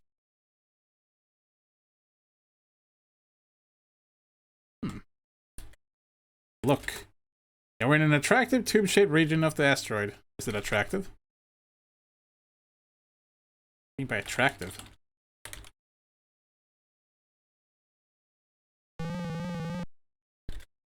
This section of the corridor is lined with wall bots. The huge metal menace is specifically designed to secure a given area. When not busy, it is plugged into the wall, recharging. Imagine what NICADs calls for that puppy. Look ceiling. Oops. The ceiling looks ordinary except for some fixtures that look like sprinklers. Ooh. They appear to be heat-sensitive sprinklers. I think I messed this up, though. Yes. That's what we're gonna do. Put waste basket on floor. Empty basket. Oh, it's empty. What do I put in it? That's a good question. Was I supposed to have picked up some paper somewhere? Curious. Ah, yes. Okay. Okay, I got this. I understand. There was a point to the toilet, and it is the toilet paper. I'll zoom on over there real quick. I really do feel like we should have some kind of music in the background, though. Like something. Let's try something really quiet. Like... You. You're pretty good. Turn it down. Go.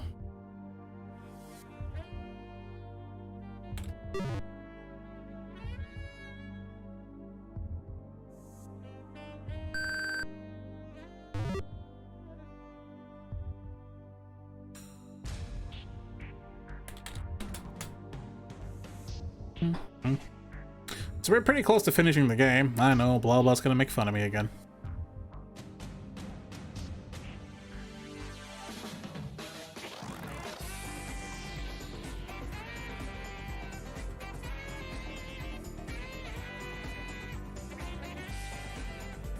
I think it was over here. Was it on floor 4?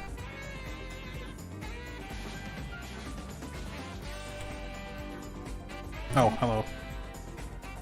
Faster. Yeah, okay, that's the wrong floor.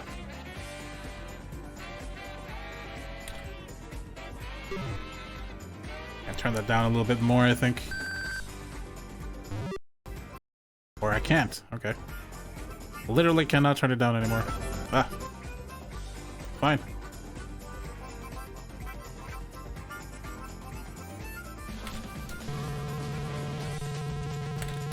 Get it? Okay. Whew.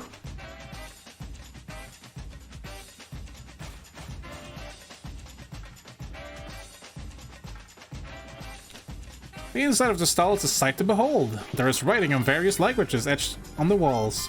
The floor has an interesting coating of some type of congealed dreck. Ooh, congealed. It appears that the toilet may have been white once. A toilet paper dispenser hangs on one wall. There we go. We have the toilet paper. That's all we came for.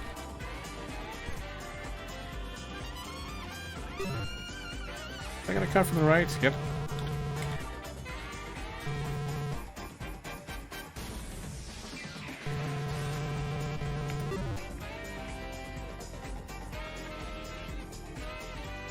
Sorry for the repetition. As usual, I'm not the best at these games, nor do I remember exactly everything.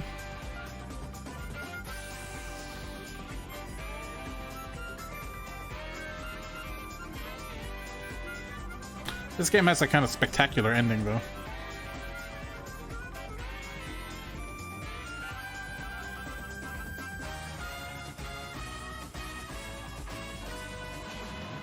Bam, bam, bam. All right. So, put paper in basket. Put basket on the floor. Use lighter on basket. Use lighter on paper. Light paper on fire.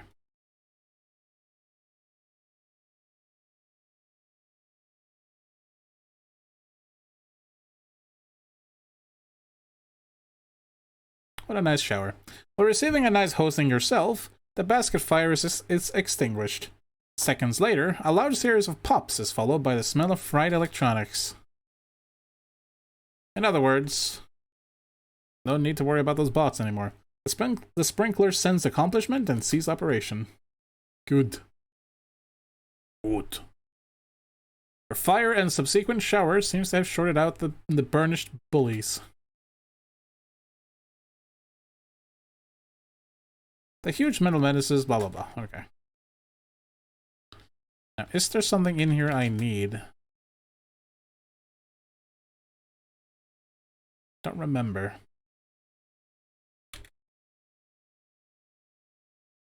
Take a while, bot.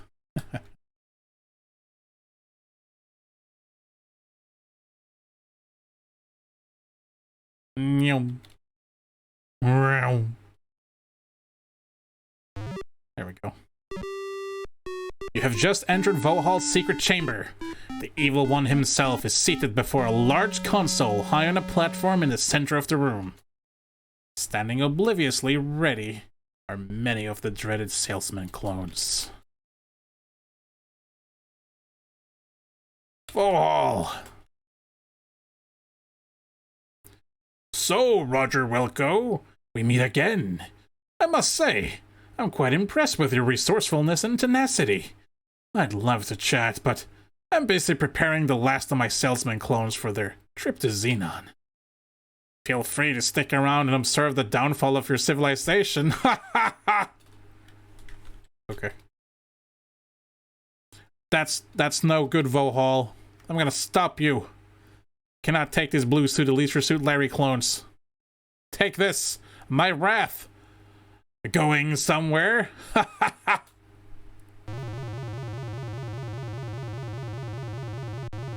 As soon as you step on the platform, you are struck by a beam of light emitted from a unit in the ceiling. In a matter of seconds, you are broken down into microparticles and extracted from the air. Damn it, Star Trek, what have you done to me? Again, the beam strikes, this time blasting onto a glass jar on the console. It is there that you are molecularly reconstructed in a miniaturized form. My English. Well, I'll be darned! My miniaturization beam does work! Vohal's voice booms. In the old days, I test these things on myself. But, as you may have noticed by my appearance, being my own guinea pig had its disadvantages. I guess this will keep you out of my way once and for all. You'll make a nice conversation piece. With that, Vohal turns away to put finishing touches on Xenon's fate. Freedom! Use glass cutter.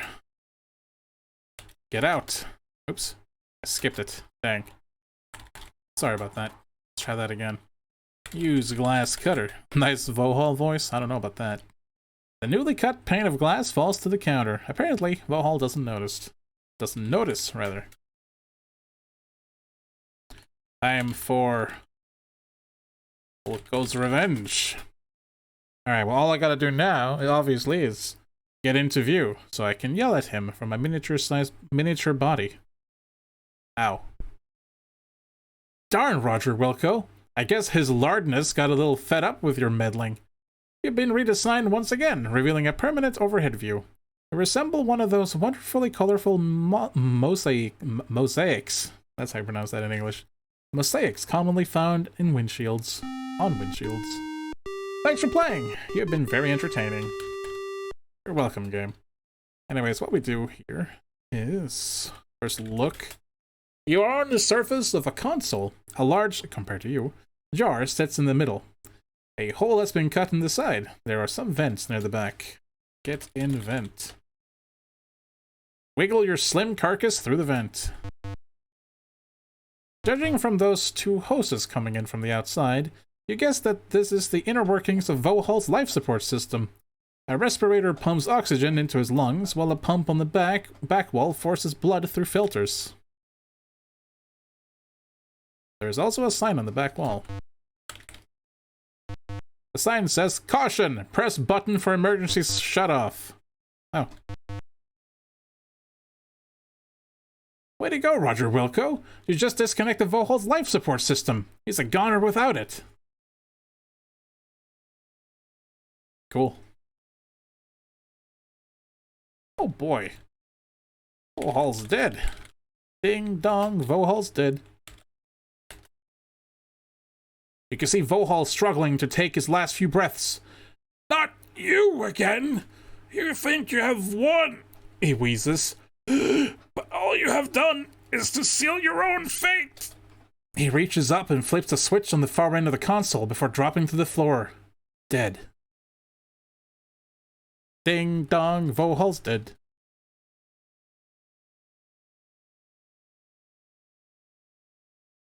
Look. You are walking on another section of the control console. There's a large switch on the back panel. A keyboard is at your feet. Turn on. Whoop. Move switch. Reduce or enlarge. Well, I have an idea. What is smaller than small? Smallest, one would assume. Type reduce. Sequence has begun. This will be fine. Yay! By already being in a miniaturized form and setting the beam to reduce, you are now too small to exist. That wasn't too swift on your part. Too bad. I just wanted to show that one off. It's such a stupid death. Type enlarge. I do love his little jumping animation.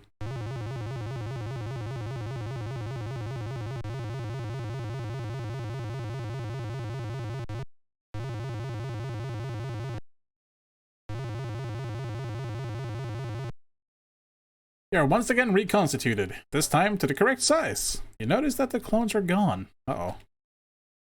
That can't be good.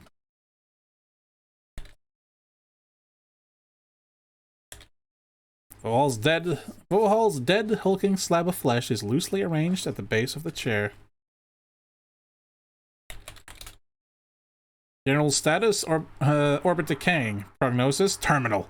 Interior environment, okay. External temperature, critical. Auxiliary operations. Clone launch, go. Abort launch, enter code below. Code.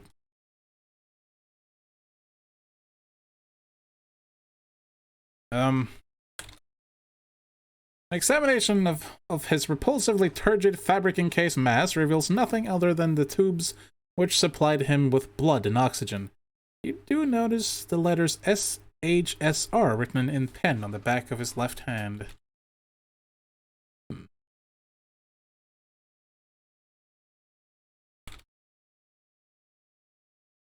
Abort granted. Nice. Alright. Home free. Dead. Well, Roger Wilco, you found one more way to snatch humiliation from the jaws of heroism. That is pretty pathetic, actually. Oh, stop. Okay, I can do this. Wait. Look. You are walking through a clear tubular passageway which seems to wind in and out along the outer perimeter of the asteroid. I know this is a weird thing for me to say because this reminds me of the beginning of Hellpoint, which is a game that came out like 40 years after this one. But it's very similar to that little glass, like, actually, no, it also reminds me of Dead Space. I guess this is kind of a trope. Oh, whatever. There's a box mounted on the west end of this tube. Open box. You open the box and, noticing an oxygen mask, remove it and close the box. Put on the mask. Save. I love breathing. Take off mask. Why would I need it after all? I mean, come on. Nothing much you can say about clear stuff. There's a box attached to the wall at the end. Be fine.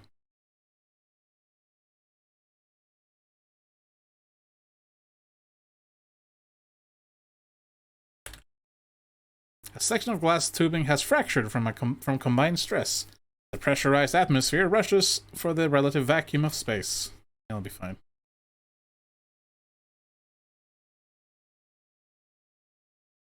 Trust me. Uh-oh. A section of the glass tubing has fractured. Oh yeah. Interestingly, it says that now. Due to the effect of the air rushing by you to get out of the hole, the air in your lungs is sucked out, and you find it impossible to get more. Hence you struggle, but die. You only had 230 points anyway. A big loss. Thanks for playing. You've been very entertaining. It will be perhaps interesting for you viewers, my good friends, to know that you actually have two endings in this game. They're right next to each other. One of them is kind of solemn and sad. The other one is the true end.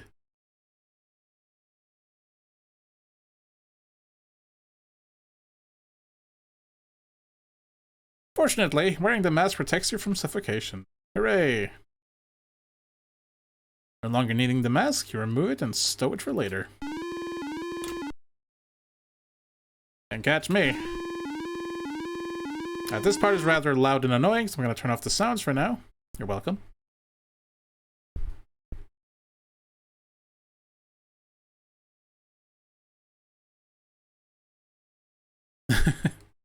You're welcome, Ianic. You are somewhere. Thanks. That is very true. You are in a section of hallway. On the back wall is a bank of 4 escape pods. Well, dang. It's a very odd-looking robot, balanced on 2 legs with an odd electric eye scanning back and forth. On it are the words, Vohal Maromatic. It's pretty funny, actually.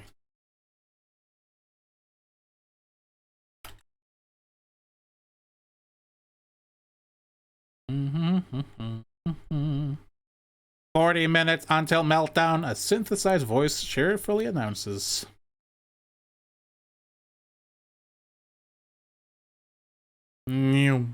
That's a button there. Maybe I should push that button. Here somewhere. Okay, good. To follow me out here? No, it doesn't.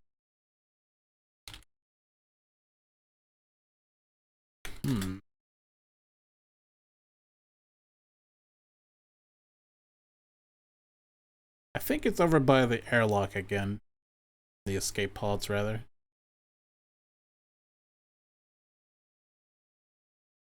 Just another button. Oh, whoops. Okay. I see.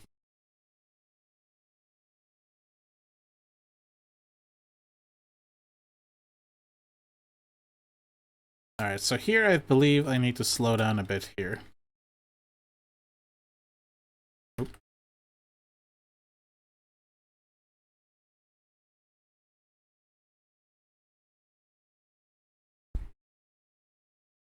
you don't have time to get in. So you have to, like, run around. And then get in. Any curiosity you may have harbored regarding the menacing metallic pest will not be satisfied as you have drawn too close. Your attention is attracted to a decal on the front of the machine. It says, the Vohall Baromatic. This rouses your curiosity. Suddenly you note that each and every bone in your body feels as though it has been transformed into molten leather. Never slow to catch on, you notice that you are cooking from the inside out. This is a pain that lingers. Every drop of moisture is purged from your system by the intense heat of the internal barbecue. Your dehydrated composition makes it impossible to continue. Better luck next time, Roger Wilco. No? Thanks for playing. You're dead. You can't restore. Yes, I can. Well, normal is fine. Normal. Push a button.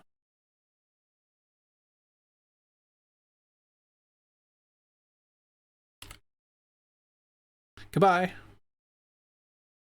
Where's the Benny Hill music when you need it? Something like that. Now, I wonder if I can just go back the same way. Be kind of interesting.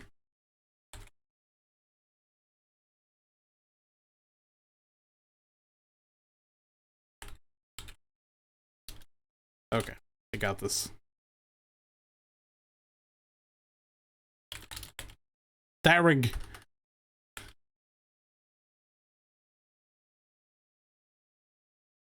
You lose, Spot. Getting pod. The robot has apparently decided that it is permissible for you to be here since you're in the pod already. Haha! Take that, thing. Upon entering the escape pod, you quickly take your seat. The only outstanding feature on the panel is the clearly marked launch button. Launch! Warning! Emergency escape vehicle launch sequence has begun.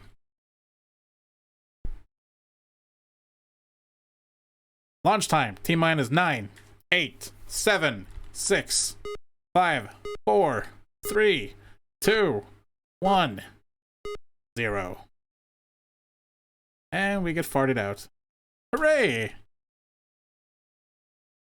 Phew! You're going to have to stop cutting these escapes so close, Roger Wilco. Well, you must feel pretty good right now.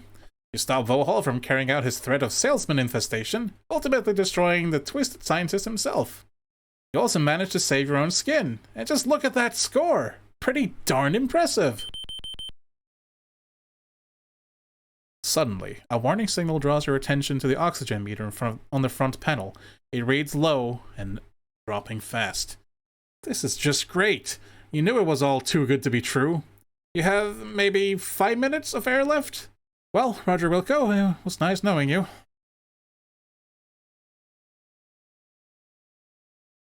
Well. Alright. Stand up. You are. Oh, I can't see myself. There we go. Now you take the time to view the interior of the pod in more detail. You see a sleep chamber against one wall. Let's see.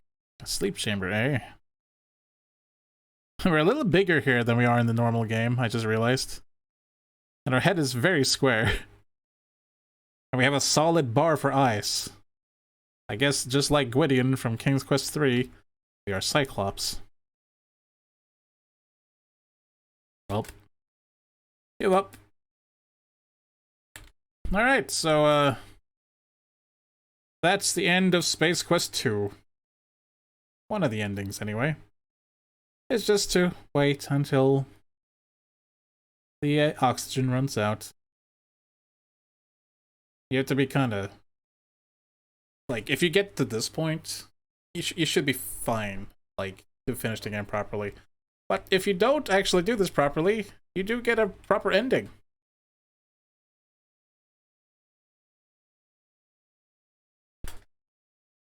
We'll have to wait 5 minutes, so, anyone got any good stories? I guess one thing I can do is, make sure the mood is correct. Let's see. Nah, not that one. And that one will get me demonetized. I don't think Celebration is the right one for this.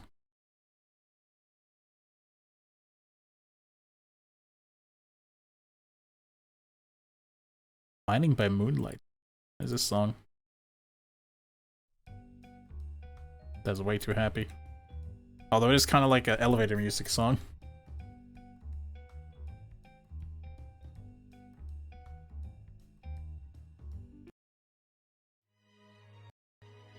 Here we go. Appropriate sad music.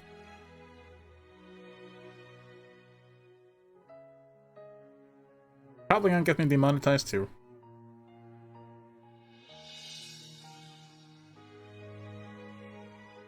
Oh well.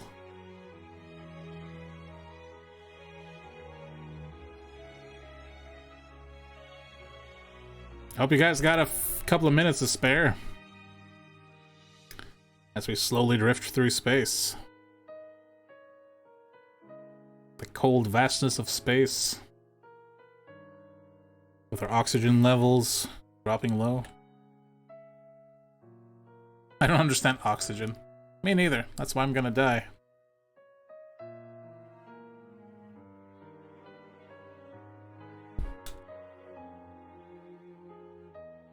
It reads empty. Oh. Breathe. Hold breath.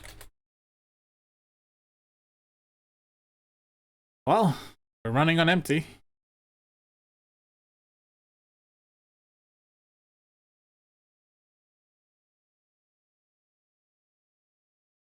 A very short violin song.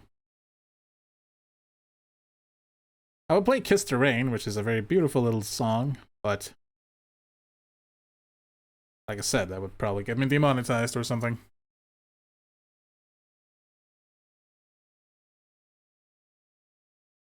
So, sorry. You ran out of oxygen and are now dead.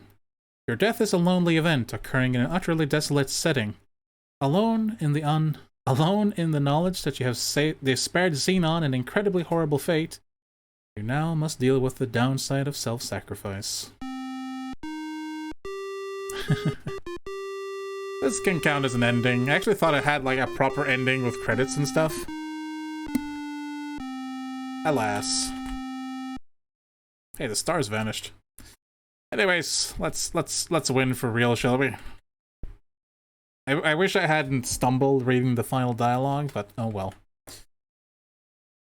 Open sleep chamber. Yeah. Open chamber. Turn back the plexiglass cover. Get in chamber. You make the split-second decision to enter the sleep chamber. It seals automatically. Soon, you're overcome by a pleasant drowsiness. This is certainly better than suffocating. You begin to drift away into a deep sleep with the satisfaction of having accomplished your task. You come through in the clutch, and you deserve a nice long rest. Now, someone would just pick you up somewhere along the way. So long, Roger Wilco, and thanks again for saving your people. Hey, I got the max score for once.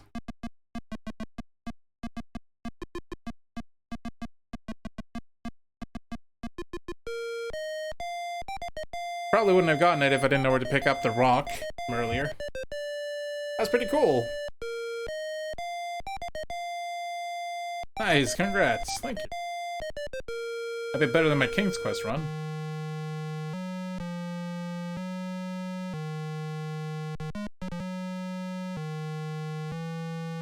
I kind of like that this game is like a... what's the word I'm looking for? A cliffhanger, and it actually picks up like perfectly in the next sequel.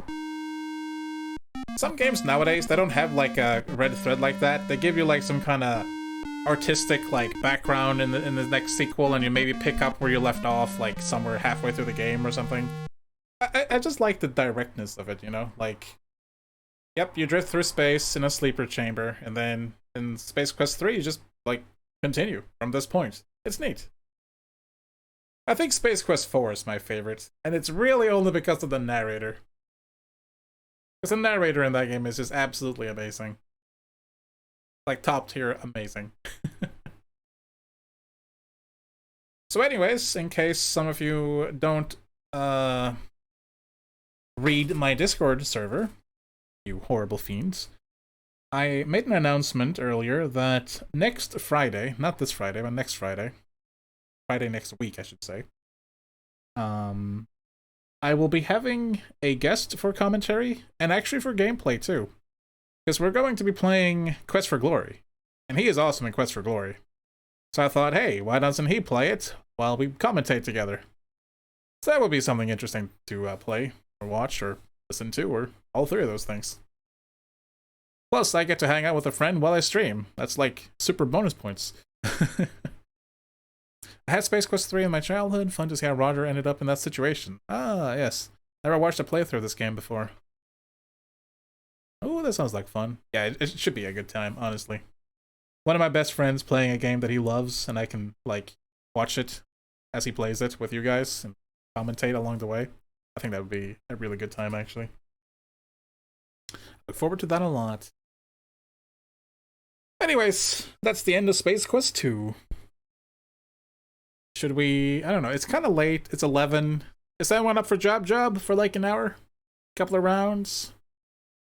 Or should we just call it? And perhaps raid someone, actually, today. Ooh, could do that. Is Handy Capable Sean playing right now? Let's see. Make sure we mute this.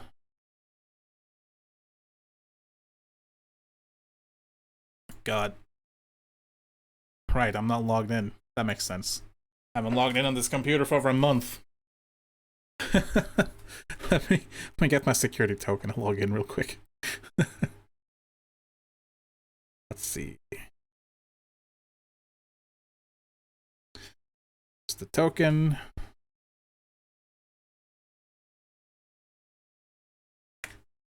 Please remember this computer.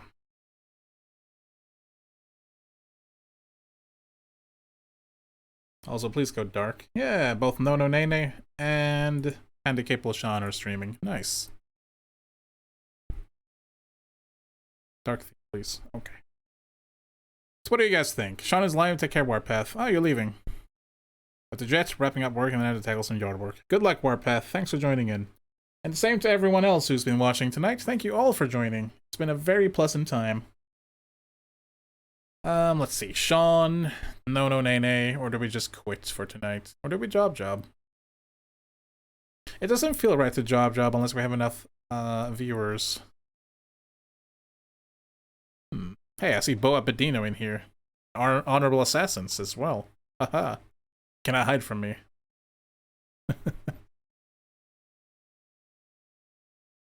I'm also kind of tired, and I kind of want to mess around with my computer a bit now that I finally have it. Maybe play some, I don't know, Dark Souls or Sultan's Sacrifice is pretty great. Maybe some Elix 2. I have options. Actually, there was another game I was gonna play. What was it? I don't remember. Well, whatever.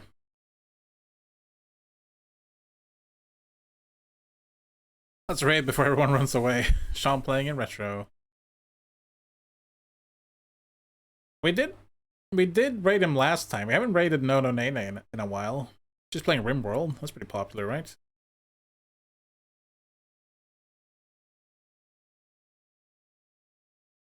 I say we raid No Nene. Also, I'm stupid. I started playing a song a little while ago and there was no music. Whoops. There you go. Yay, raid Nene. Alright. So anyways, as I was saying, thank you all so much for joining me tonight. I really appreciate your time. I'm very happy that you like to watch and listen to what I do. Thank you so much. Those of you watching this on VOD, I hope you enjoyed. Despite the issues. Haha. So, those of you who are here live, we're going to raid No Nene in just a moment. But for everyone else, until then, be good to each other, take care, and I'll see you next time. Have a good night.